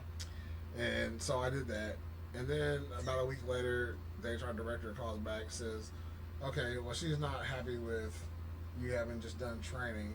She feels like you should have greater consequences. Wow. So we need to have a meeting. You know, what days are good for you? Over you saying, yeah, this email. That's what I think is going on in my mind at that time. Okay, and so I mean, like you said, it might not be the most professional way to respond, but it's also a nothing burger. Yeah. Why would anybody like go to this level of extremes to take something? Yeah. I mean, golly. So She calls back, not happy, do the training, calls back, wants more punishment, wants to set up a meeting. We need to go for a meeting. So we set a date for a meeting a few days out. So then the day before the meeting, the HR director called me back and she said, "Okay, well I gotta let you know something before we have this meeting." I said, "Okay, what is it?" She said, "She's accusing you of discrimination." And I was like, "What?" She's like, "Yeah, she's accusing you of discrimination." I said, "For what? For like against a woman or something?" She said, "No, racial discrimination." And I lost my mind. Man, Brad, I was at home. This is during COVID. Like I said, I was at home. I lost my mind. I remember walking through walking through the house, hands raised. I was cursing. I mean, I know I dropped the F-bombs a couple times with my HR director on the phone. I was so angry. Wow. Cause like that's the last thing I helped this woman get a job, and I was so mad. Yeah. So mad. Oh, I was so mad. So the next day we got on the call, and on the call she said that back when we were doing the air conditioner, they were testing for the air conditioning system, that I said that she looked like a dog. I was like, look like a dog? Like, that's not something I say to people. I mean, I don't tell people that they look like dogs. That's not a thing. If I was going to tell anybody that they were a dog of any sort, I wouldn't say that. I would call them, I would call them the B word. Right. You know? I said, no, if she said I did that, then that might be a possibility, but, you know, I wouldn't do that. But, like, that makes no sense to me. And she was adamant that I did, and I learned that was why she was so quiet for that whole period of time, for about 6 months. She, like, remember when I said she wouldn't talk to me? Yes, I do remember. So those dots connected. So you thought the whole time she's just busy, overwhelmed, and all that, but she's mad. But something happened apparently in her mind to trigger that. And so she was angry, and then so when I responded to that email, like, that was the last straw, you know. And so coming from a black woman, my company that I work for is in Harrison. There's a stigma associated with Harrison. I'm aware. And well, my wife's from Mountain Home, so when we started dating in 2008 or so, I used to always get a kick out of the fact that, you remember when we used to adopt a highway thing? You went into Harrison and it would say this stretch of highway is adopted by the KKK. Yeah. Like, there's still a KKK in 2008? Like, I had no idea, but like, apparently Harrison's like the capital of that shit. Well, they got White Pride Radio down there. They do have White Pride Radio. That's it's really the guy lives in Zinc, which is just outside of Harrison. Right. The hole in the wall type place. No, don't even have paved roads, you know. Right. But yeah, Harrison gets a lot of flack. You know, I've been back and forth to Harrison since 2012. Many times. Yeah. I had one day where 2 people flipped me off. Unprovoked. I was sitting at, you know, trying to come out on 65, 412, 62, right there. And 2 different trucks right back to back pulled in, and as they saw me, they flipped me the bird. Are you serious? Yeah. Man, that was stupid. But like, with the reputation that Harrison has, over 13 years, one day, 2 people flipped me the bird. That's it. Yeah. That's the only experiences I've had that were bad in Harrison. Right. I've always liked Harrison as a little town. I mean, it's a neat little place. But when stuff gets heated nationally, that brings the ugly out. Yep. And that day that I got the bird, they were having the riots in Ferguson, Missouri. I remember that. Vaguely, yeah. So it was around that time. So it is what it is. But her being a black woman put that fear, you know. But she also knew you were black. Yeah. Like, she knew that. Yeah. Oh yeah. But I gotta say, man, in black culture, there's this thing called colorism, which is stupid as hell to me. But it's a legacy of slavery, is what it is. It's the what? It's a legacy of slavery. Yeah, tell me about this. It's not something I'm aware of. Okay, so to keep a group of people like this enslaved, they can't be unified. Just like we as Americans right now can't be unified. Yeah. It's blue and red. Yep. It's black and brown. 100%. You got to keep them divided so It's they don't rich rise and up. poor. Yep. You can't unify them, or they're going to unify and they're going to come and take After you. what is theirs. Yeah. Yeah. Okay. Sure. And so the same thing applied within the House of Slavery. Okay. So they would pit the field slave against the house slave. Yeah, so The so field like the slave ones against that the skilled that worked trades in the slave. house were elevated a little bit. Yeah, okay. Right. And so And so there was some resentment of the ones that were in the fields towards the ones who were in the house, right? there was some of that, but then there was also like they had the Brown Fellowship Society. I can't remember. I want to say it was in South Carolina. It's called the Brown Fellowship Society. What it was is you had the lighter skinned blacks that were more privileged, and they got to organize this Brown Fellowship Society, whereas the darker skinned blacks were not allowed to participate. Really? And so this caused resentment in the black community, Sure. right? And so essentially that's a legacy that's been carried over from slavery. Just So it's like racism amongst the black community? Yeah. I would have never known anything about that had I not learned about that in history class. Right. And I ended up when I was working on a project, end of the year project for my African American history class. He divided us all into groups, and we got to pick our own topics. He put all the biracial kids in one group, so me and a few other biracial kids on this group, and so we're doing the biracial experience. It wasn't assigned to us, but this is what we're here for. Right. And so we all kind of did our own thing. We kind of picked different topics and kind of did our own thing. But then as a group, we kind of went up there and presented each of our own parts. In that, we'll come back to this other story, but in that, I did a survey. And in my survey, it was a full page. In the first 3/4 of the page, my goal was to get people to think in terms of race. Okay? And then I was looking for data for the last 4 questions. And, I mean, it was basically one question. But it was, what do you think when you see a mixed person hanging out with a mixed woman hanging out with a group of white women? What about a mixed woman hanging out with a group of black women? Mm-hmm. A mixed man hanging out with a group of white men? Mm-hmm. And then, so on and so forth. And it was like 108 surveys that I did. Majority was white because that's the population. Yeah. But I had a significant number of black people, and then I had some other nationalities. Of 108, 2 surveys said they could be family or friends. Out of 108, 2 said they could be family or friends. Every other one, they wish that they were white. Oh, they wish that they're black. They want to be white. They want to be black. They're confused. They think they're white.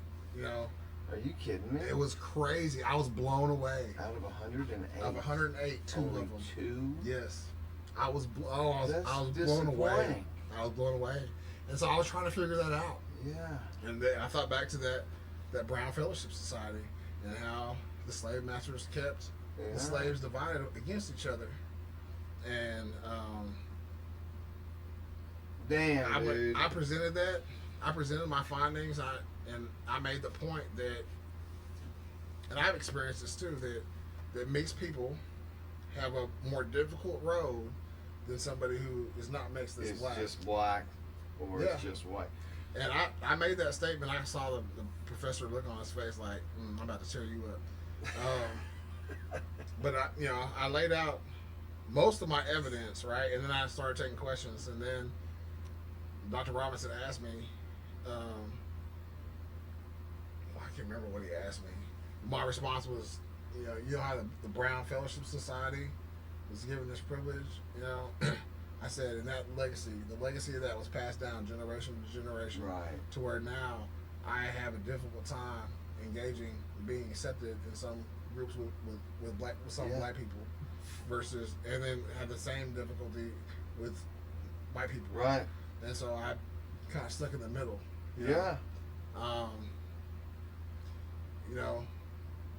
And that was my experience my first few years at college at the U of A. Right. I mean, I met a couple black girls, dated a couple black girls, second and third year of college,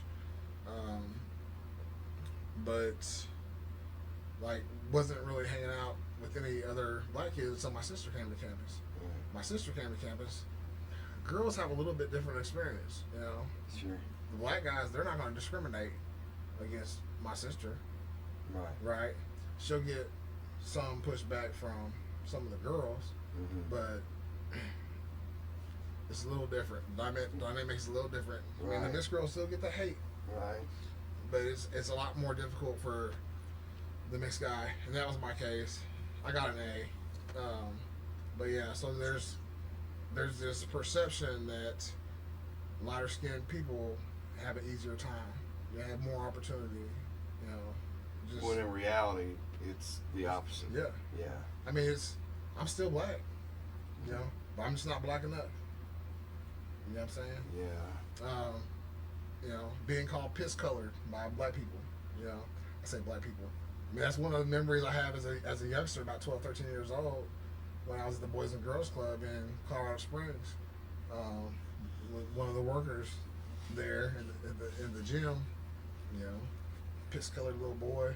So you've got a hierarchy of color within the black community as well, that as somebody who's biracial you're having to deal with too. Mm-hmm. Man, I had no idea.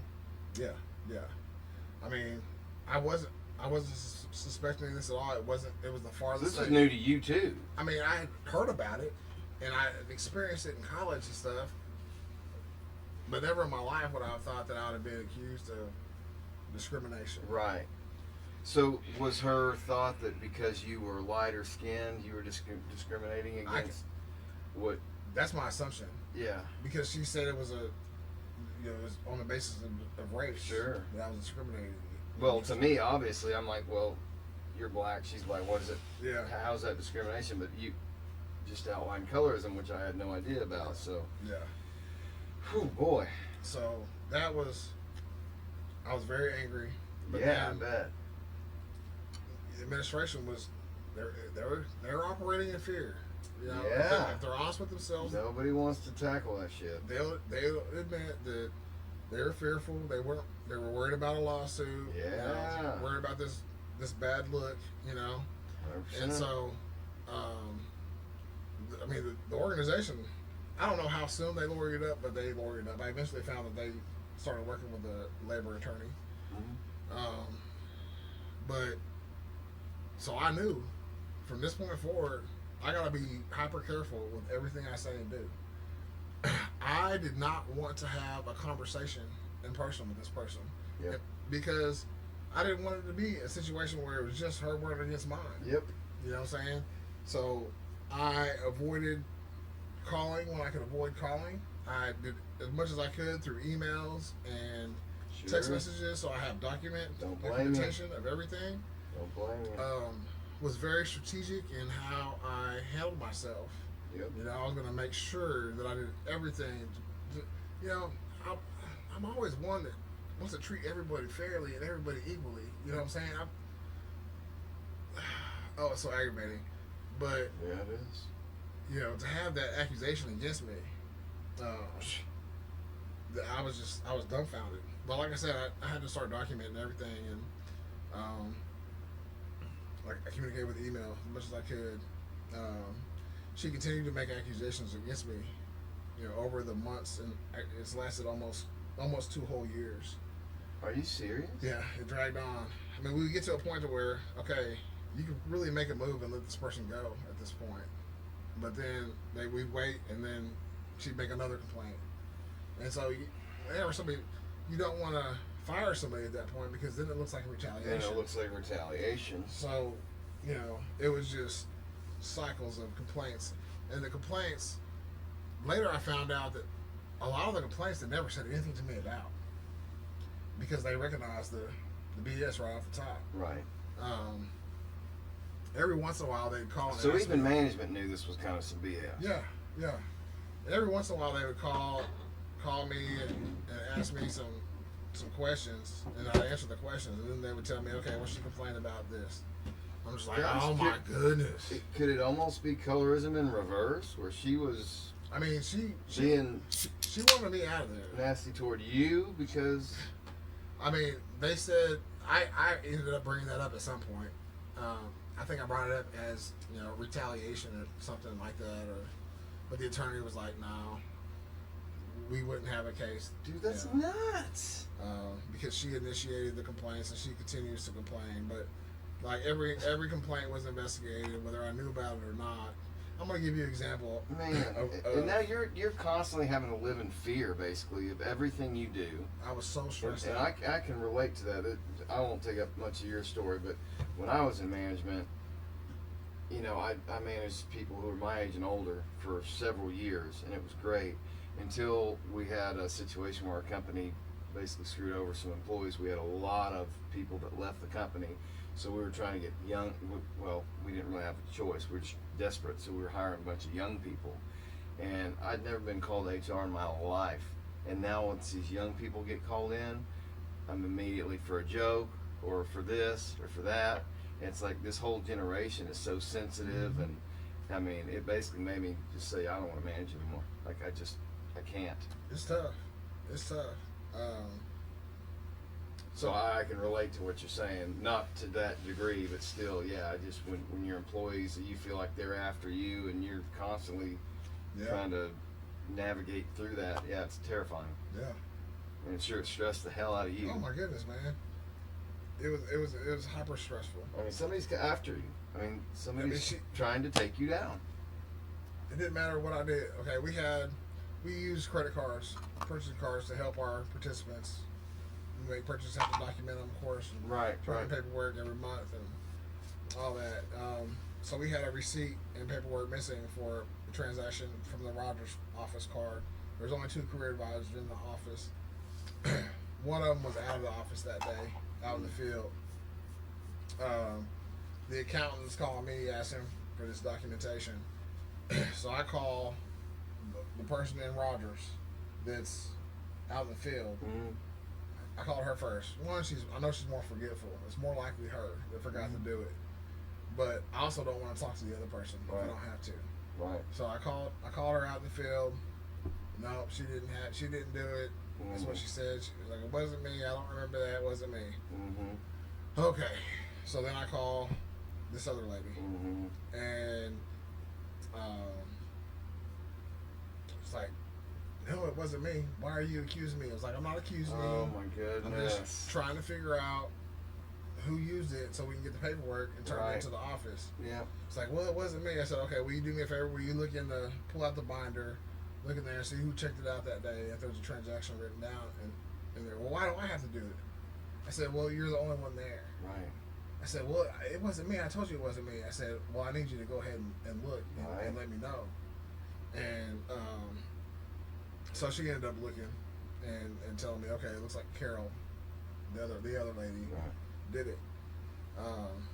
But that was me accusing her of stealing money or making inappropriate purchases. Asking a question, trying to get an answer. I had to do that twice. Both times it was the other staff person, but both times it was me accusing her. But it was little stupid petty stuff like that, over and over and over and over again, and it got to a point by December of 21, my blood pressure was spiking. Yeah. I would go up there on Fridays. So Wednesday night, Thursday, I feel my blood pressure getting high. Friday morning, it was super high. So your anxiety is When just I got building there, into a wave. But it's coming through with my blood pressure. Yep. And like when I say my blood pressure was high, it was like 140 something over 205. Jeez. Like it was outrageous high. May I have that? Do I have that backwards? No, that's right. I mean, that's whatever. It's high. But I felt like my brain stem was about to blow out the back of my head. And so, are you having panic attacks still at this time? I'm not having panic attacks. No, just the blood pressure. Blood pressure. Now I had my depression was starting to kick in a little bit, and so I did adjust that medication. I think that was probably early December. Yeah. But my 21. my 21, Yeah. and my blood pressure was going up, Yeah. and it was like it was about to kill me. Yeah. It's literally about to kill me. So I Yeah. went into. We had an annual staff meeting in December, usually about mid-December, and I went into the director's office and I was like, "Look, man, I can't do this anymore. I can't do this anymore. It's got to be her or it's got to be me. I can't Yep. do this anymore." He was like, "Oh no," she's like, "We're gonna figure it out. Figure it out. We don't. I just need you to bear with me. We're gonna figure it out." So they came up with this plan to ultimately, since I had more history working with youth anyway, I was just going to take over the whole youth side of the program, which would take her out of my supervision, and then the other manager was going to take the adults and disciplinary workers, which would have to deal with her. Right. So that was the plan, but ultimately she ended up taking leave in January, and as soon as she got back from leave, they were scheduled to meet with her about her evaluation because she didn't like her evaluation. Of course not. But she kept putting it off. She went on leave, and then when she came back from leave, she submitted a letter of resignation. And so I was just thinking, Yeah. Jesus. Yeah. I mean, it was way I'm too telling you, long. man, it just takes one toxic person on a team to bring everything down. Yeah. They can poison the well. It's awful, and every company is so terrified of firing anybody Yeah. for lawsuits and whatnot. And you got to basically build a legal case before you can even. Yeah. Yeah, it's nuts. No, That's like, a harrowing when I tell you experience. that for 2 years in a row, my evaluations had to go to the attorney. Yeah. Yeah. You know, Right. they had to go to the attorney so they could interview me Yep. and what kind of evidence that I have to back up the Jeez. claims that are on the evaluation. It was a nightmare, man. Yeah. It was a nightmare. Now I'm thankful that the company they stood by me. You know what Yeah. I'm saying? But at the same time, it's like, I was so frustrated that they allowed it to go on and on and on and Yeah. on. But they really felt like that's all they could do. You know, they had to be very careful. They couldn't afford to have it go wrong. So Still, it's a little distressing that one employee can cause so much grief for so many people Yeah. and get away with it. yeah, like, and that was my opinion, and that was the opinion of somebody that worked closely with me. Yeah. You know, she filed a complaint with the Department of Labor, and she appealed their response to no avail.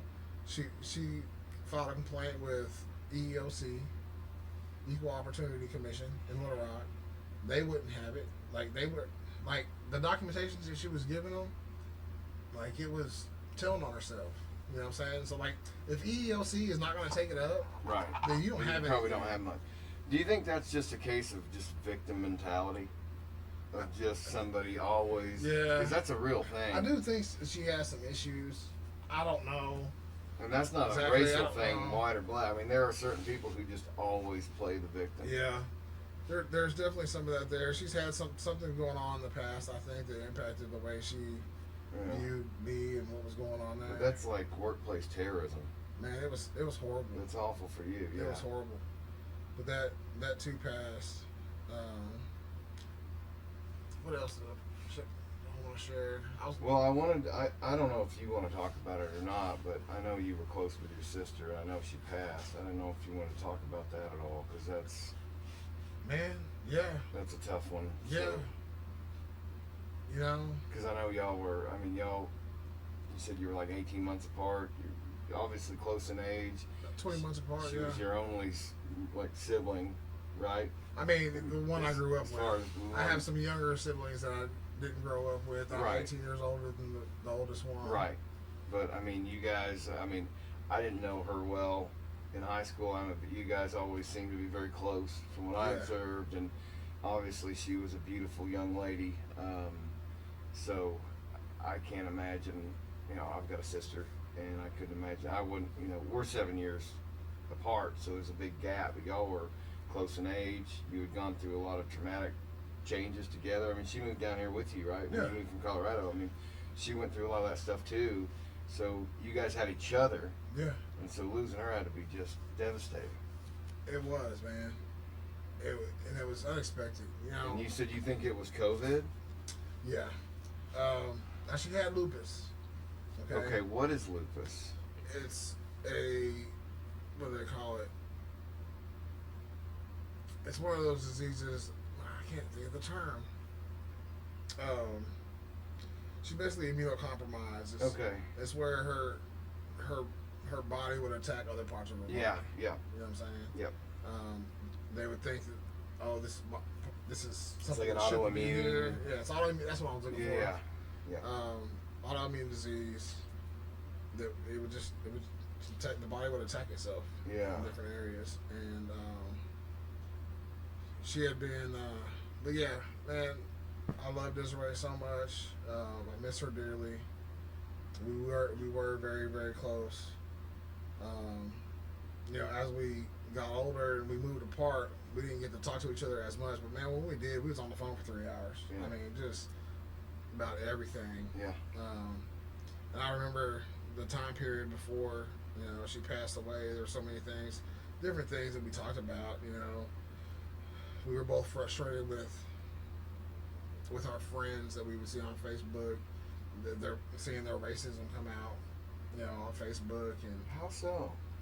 well, when things get in the media, and the media pumps these things up, Yeah. people get into their emotions, and they'll reveal their true colors. Right. And so it bothered her, some of the things that she was saying, and of course some of the things that I saw, bothered me. It didn't surprise me, but I think what bothered her the most about it is a lot of it, these were people of faith. Like my sister, I think I told you, my sister's faith was so much stronger than mine was Really? at that point. So she was really. Like she got, her faith was strong from, 2004, 2005. Like she really went all in with God and didn't look back. Now, when did you get the Bible from? I got my Bible from my grandma, but I backslid most of my life. Sure. I mean, I told you I had my secret sin. Sure. That Yeah. had changed on me for years and years and years. But she took to it yeah, pretty strong from '04 onward. yeah, didn't look back. Yeah. One of the most faithful, loving people I've ever come across in my life, and to see her change from, some of the decisions that she had made in college and right after college to the woman she became, it was night and day. Yeah. And she wasn't a bad person. She did some stupid stuff. Sure. Well, We all do that. all kids do. But like, Yeah. she did some stupid stuff. Yeah. But she changed. She did not look back. Did she experience much racism at Farmington the way you did? Because from my perspective, she seemed very beloved. You both did, from my perspective. So when you were a senior, I would have been like so you were 96. So I would have been like in 9th grade when you were a senior. But from my perspective, you guys were both very well loved in the school. I mean, you were one of the hottest football players. She was, beautiful young lady. Everybody, from my point of view, thought the Moss, both of you guys were the coolest thing. I mean, she was homecoming queen. Yeah. She was valedictorian. Yeah. But did she have, like, when she moved there early on, because you said you moved there in what grade? I was in 5th grade. Fifth. She was in so 4th. she'd been like 4th. Mm-hmm. Did she experience the same kind of shit you did? So I don't recall her experiencing to the same level as that I experienced. Right. I mean, there was one boy that gave her a hard time. I think that was actually when she was in 5th grade and I was in 6th grade. I don't know, but I took care of that. Yeah. Because I mean, you mess with me all you want, but you're not gonna mess with my sister. Sure. I got beat up when I was in 4th grade because these gang members grabbed a hold of my sister. It was when we was in Colorado. Right. And I picked up rocks and I started humming them at these boys, and they let her go and started coming to me, and I let them come to me. Sure. So she could get away. But you got them off of your sister. You know what I'm saying? Yeah. I'll take it. But you ain't finna mess with my sister. Yeah. And so that happened. When we were young, and then after I graduated, she told me that there were some boys that was giving her a hard time. And I hope it wasn't the Stotler twins. I don't think it was. I don't remember who it was though. But I came back up on campus, and I had to come to Jesus with a couple guys. because that's my sister. I don't play about my sister, Yeah. you know. But yeah, man, we would talk for hours, talk about the kids. You know, I remember a specific conversation when after I gotten out of the hospital, and I was talking about how, you know, I want to see my kids' kids. I want to see my kids' kids grow up. Yes. You know, and we talked about that. She expressed the same desires. You know, it's natural, right? And I remember, did she have kids? 5. She had 5. Wow. Yeah, 5. And you know, she had been. They had went on vacation that summer. I don't remember what month it was, but after they got back from vacation, she'd be kind of fighting some sickness. Yeah. You know, just very, very gradually, slowly getting worse and worse and worse. Right. And so we knew that she'd been in and out of the doctor's office like in September with tests, different things. They were checking her lupus and her different levels there. And then either at the end of September or very early October, she came down with the flu.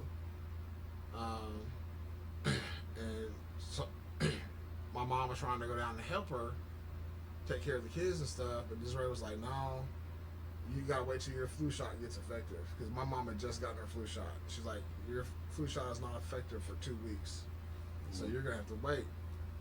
And so it got to that 2-week mark, and my mom went down. I think she went down, she got there like on a Tuesday night, and so she spent all day Wednesday with her.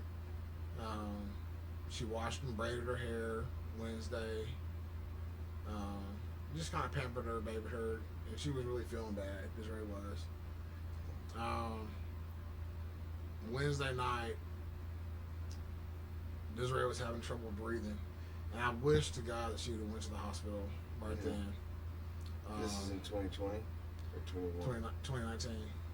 This is in 2019. October 2019. Okay. Like I said, I wish she would have went to the hospital that night. She was having trouble breathing. When she would lay down, she'd have trouble breathing, so she would get up and she would sit in her chair, and she would feel better. And once she started feeling better, she would go back and lay down. So she did that all night long. Right. And then the next morning, I guess my mom was in the kitchen with some of the kids, and Desiree was in the bedroom, and she had come out of the bedroom. And she said, "Mama, help me. Mom, help me." And just went down. Unconscious. Not breathing. I think her heart stopped at that point too. And her son, her oldest boy Khalil, did CPR on her while they were talking about calling 911. It's hard for me to explain, but her husband was the head of the household, and like every decision that anybody made was always run through him. And so, like, even the kids and my mom were hesitant to call 911 in that instant, but they ended up, you know, of course my mom ended up calling them. But he worked CPR for about 15 minutes before the ambulance got there, and they got her to the hospital, and they got her heart going again, and they flew her to St. Vincent's in Little Rock. And why I didn't come down there then, I don't know. I mean, it wouldn't have really made any difference, but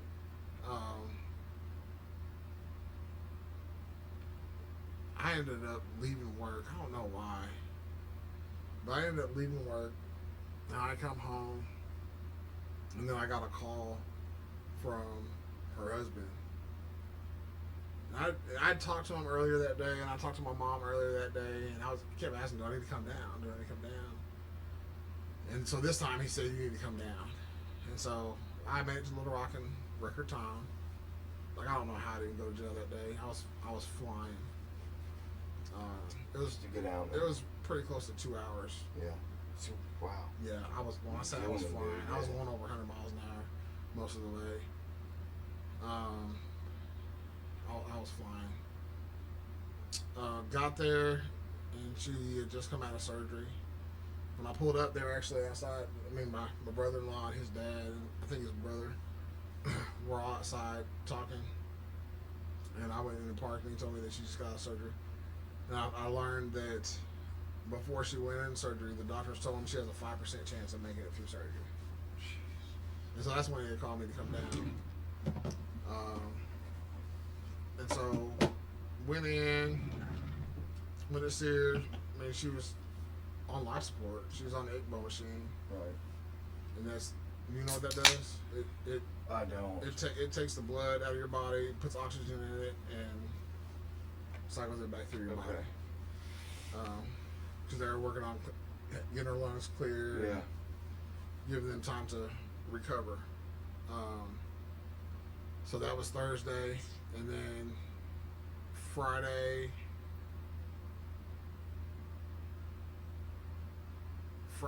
morning, the pulmonologist team came by, and they gave a report. I was asleep in the floor of the lobby.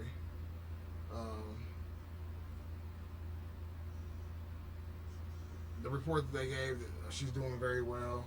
We expect her to make a full recovery.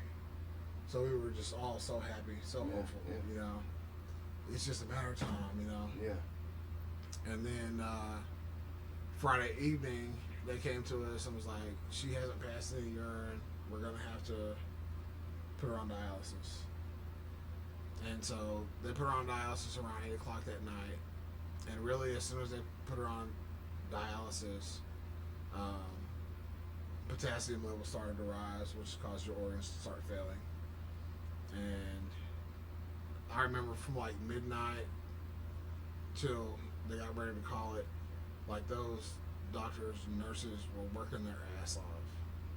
I mean, I'd never seen people move around a hospital room so quickly, barking out orders, and then somebody running up and down from wherever they were getting these bags of whatever they were getting, and bringing it in and continuing, you know, calling out potassium numbers. And of course, I don't know what these potassium numbers mean, Right.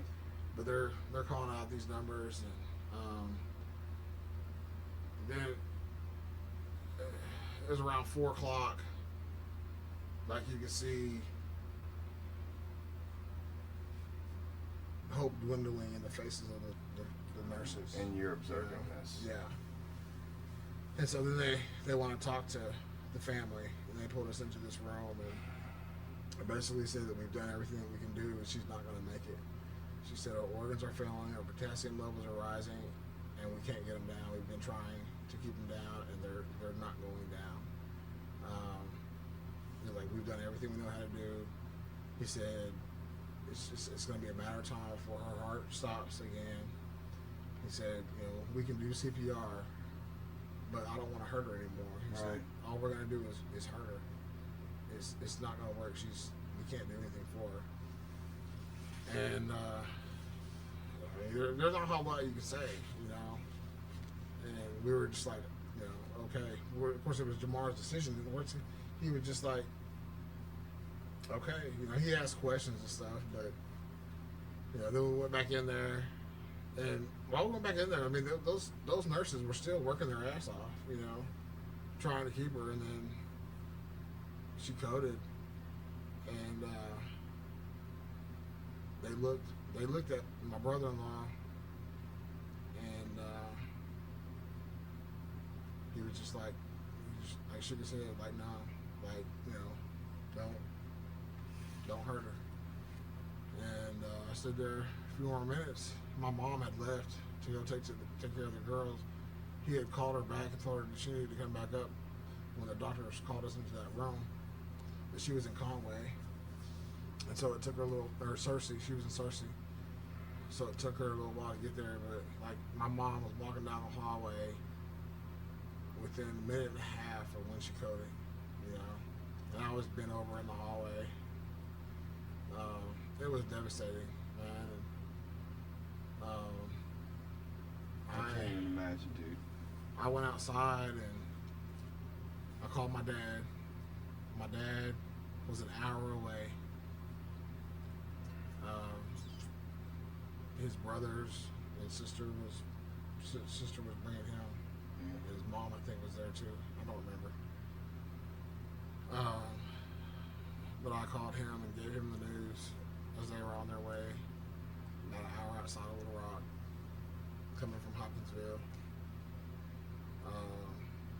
Called my son. I called Kendrick because he was on patrol down there in Little Rock.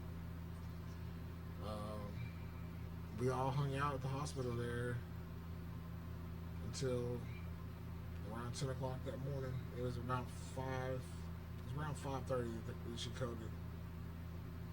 It was just devastating, man. It was devastating. How are her kids doing?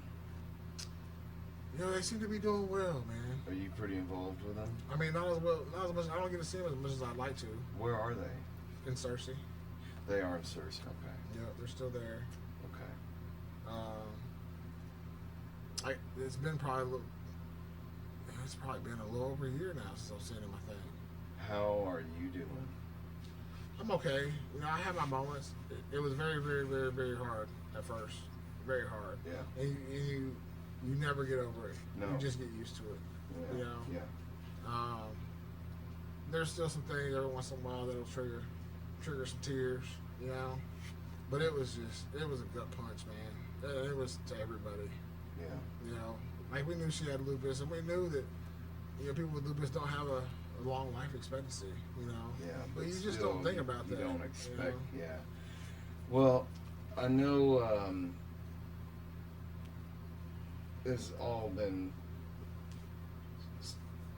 tough stuff for you to talk about, man, and I'm just amazed at the resilience that you've shown and just keep on trucking, man. Man, You've had so much shit go on that I don't think most people even. it's God, man. I believe. You know what I'm saying? Like, Well, my sister. Yeah, go ahead.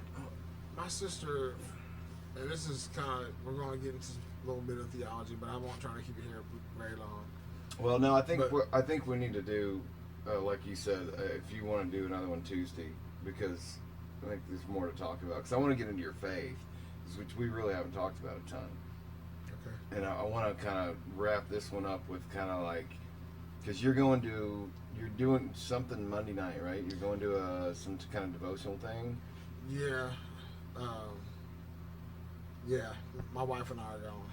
So I think we might make this a three-parter, because I want to talk about your faith and how you really got so hooked into it. Because you said, you know, your grandma got you the Bible, but you're still doing a lot of backsliding. But you said your sister, it took real quick in like 04, 05. Mm-hmm.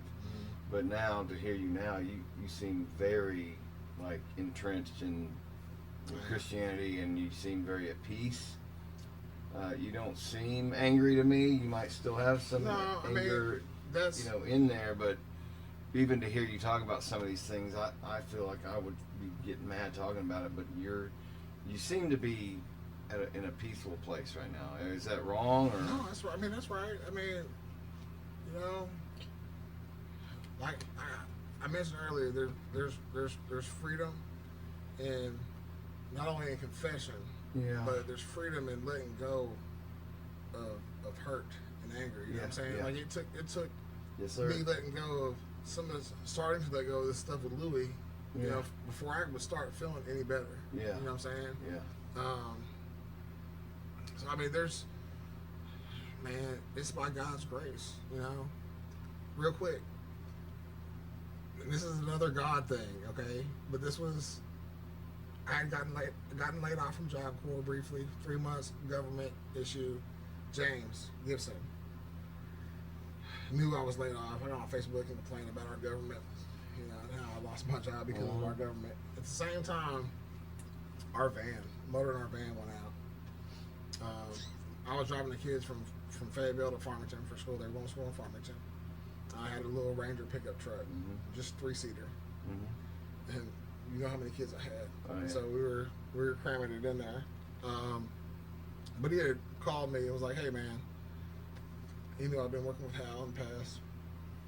I just bought a house and I need to get it painted. It's actually right down the street right here. Right. I was like, bet, you know, come went to go look at it. We agreed on the price. Anyway, it took me about 3 weeks to do it. He knew that the van had broken down. I talked to him. I told him that. He pulls up one day, has a Ford Escape. Let me use this Ford Escape. It's like, here, you use this to get your van fixed. I was like, dude, it's going to be a while before I get my van fixed. I ain't got the money. I ain't got a job. I can't go buy anything because I ain't got a job. They ain't going to give me a car with, jobless, alone jobless. Right. Then he comes back. It's like, man, I want to buy you a van. I was like, dude, hold on now. He's like, he said, I want it. It's like, you can pay me. You can pay me back, but I want to be able to do this. And I was like, all right. And he was like, what do you need? I was like, we need, what was it? 8 passengers? Yeah, you need a big one. we need an 8-passenger van at the least. He's like, all right. Like, he come back like the next day. He was like, I found a Toyota, Toyota Sienna. Yeah. He said, but it's only a 7-passenger, but we can buy a bench seat and put it in. I was like, dude, just be patient. You can find one. We don't have to do that, you know. But he was just determined he was going to get one. And he ended up giving us a real nice Honda Odyssey. He bought it.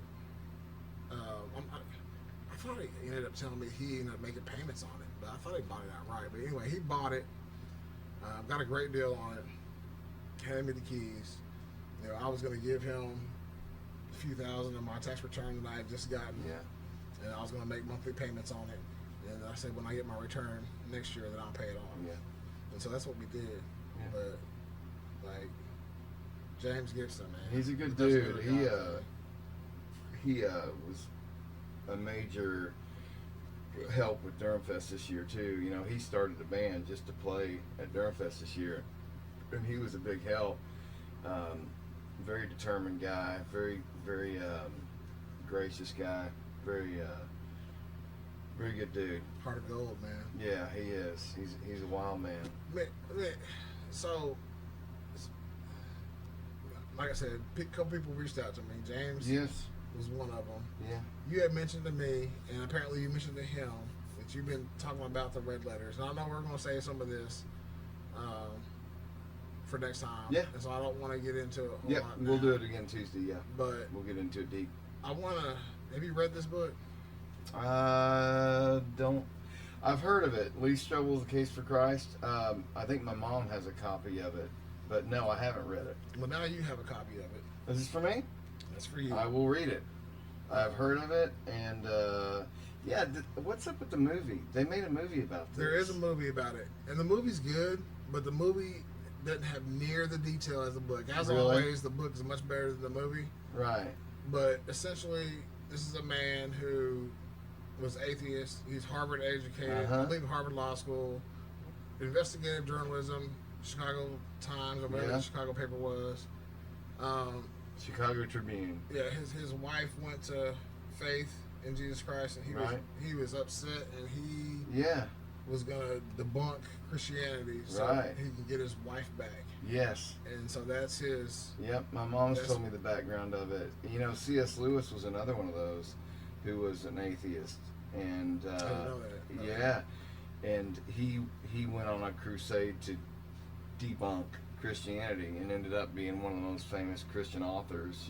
The Lion, the Witch, and what's that series called? Chronicles of Narnia. Narnia, yeah. But he was good friends with J.R.R. Tolkien, who was a Christian, and that was one of their major differences. And C.S. Lewis also found Christ that way. So I'm actually looking forward to reading this. Thank you. I appreciate this. It was a page turner. I've read it. I've read it. It was probably 10 or more years ago when I read it. Okay. Well, thanks a lot, man. I will definitely read it. I'm sure my mom will be happy that I'm reading it too, because she's been trying to get me to read it for a while. I'd love to hear about it. Hear what you think about it. Yeah, absolutely. And so you're going. So what are you going to Monday night again? My wife and I are going to Oklahoma City.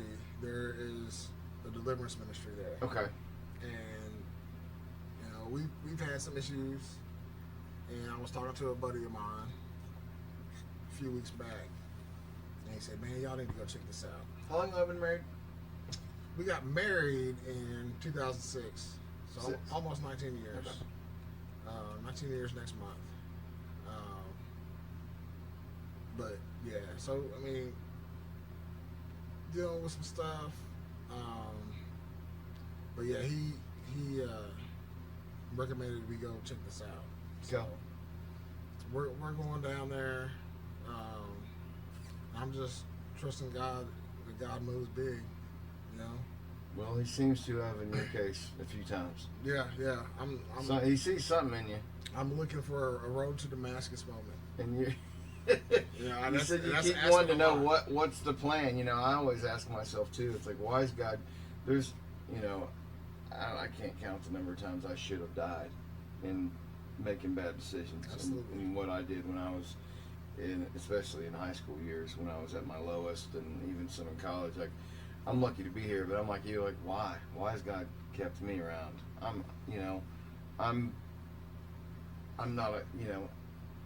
I try to be a good person, and I think I am a good person, but you know, I'm a good father, and I try to be a good husband, but I'm a flawed human being. Mm-hmm. You know, I make mistakes always, and you just wonder, what does God see in me? Why has God allowed me to live? Why has God given me 3 healthy kids? You know, why do I deserve this stuff? You know, I don't know. Look at the back of this shirt. Living proof of a loving God. And so, this shirt, I think about all the times that God should have struck me down dead. Yeah, probably should have. You know Both what of I'm us. saying? Because that's what I deserve. Yeah. I deserve death. Same For all here. the things that I've done, Mm-hmm. but He's merciful. You know, and me even standing here, sitting here, breathing. Yeah. You know, both of us. Yeah. He's being patient with us right now. We're both lucky to be alive. He's being merciful with us and being patient with us, because He would wish that no man should perish. Yeah. You know. Well, Sonny, we'll wrap it up because we got a lot to talk about on Tuesday. We come back, and because I want to get into the faith thing, because it's definitely something that's really intriguing to me. It's taken me a long path to get to it. I'm just now kind of getting on board. It was one of those things that was really forced on me, and I saw a lot of bad actors in Christianity growing up. So it's taken me a long time to get that kind of bad taste out of my mouth. But you know, when you're talking about some of the things you talked about that just seem miraculous or, you know, God sent, I've had some moments like that too, and it really does make you wonder. So thank you for coming on again, and your stories are really powerful, and they really resonate with a lot of people. And even if you don't get the feedback, I know they have, and obviously you've gotten some, I've gotten some as well, but and maybe that's part of our purpose, man. I just appreciate. I mean, you got a bigger set of balls than most people to be able to talk about this stuff, and to talk about it with complete honesty. Like, just these are facts. Yeah. You know, it's a powerful story, man, and I my hat's off to you for telling it. Like, I mean, it hasn't always been easy, man. yeah, no, I can't imagine it has been. You know, unfortunately, a lot of things we wait until we have our own peace about it before we want to talk about it. Sure. And Yeah. that makes sense. You got to have some kind of clarity and some kind of, you know, And so, thoughts about it. A lot of those things that I went through, and you know, a lot of time has passed. And some of it I wasn't ashamed, you know, at all. Yeah. But then there's some other stuff, like, you know, I there were some things I said on the last podcast that I was like, I never said this out loud before. Yeah, I You know. I know, dude. It's powerful, and people are watching, and it's resonating. So, thanks again for doing this, brother. Thank you, man. You the man. Appreciate you.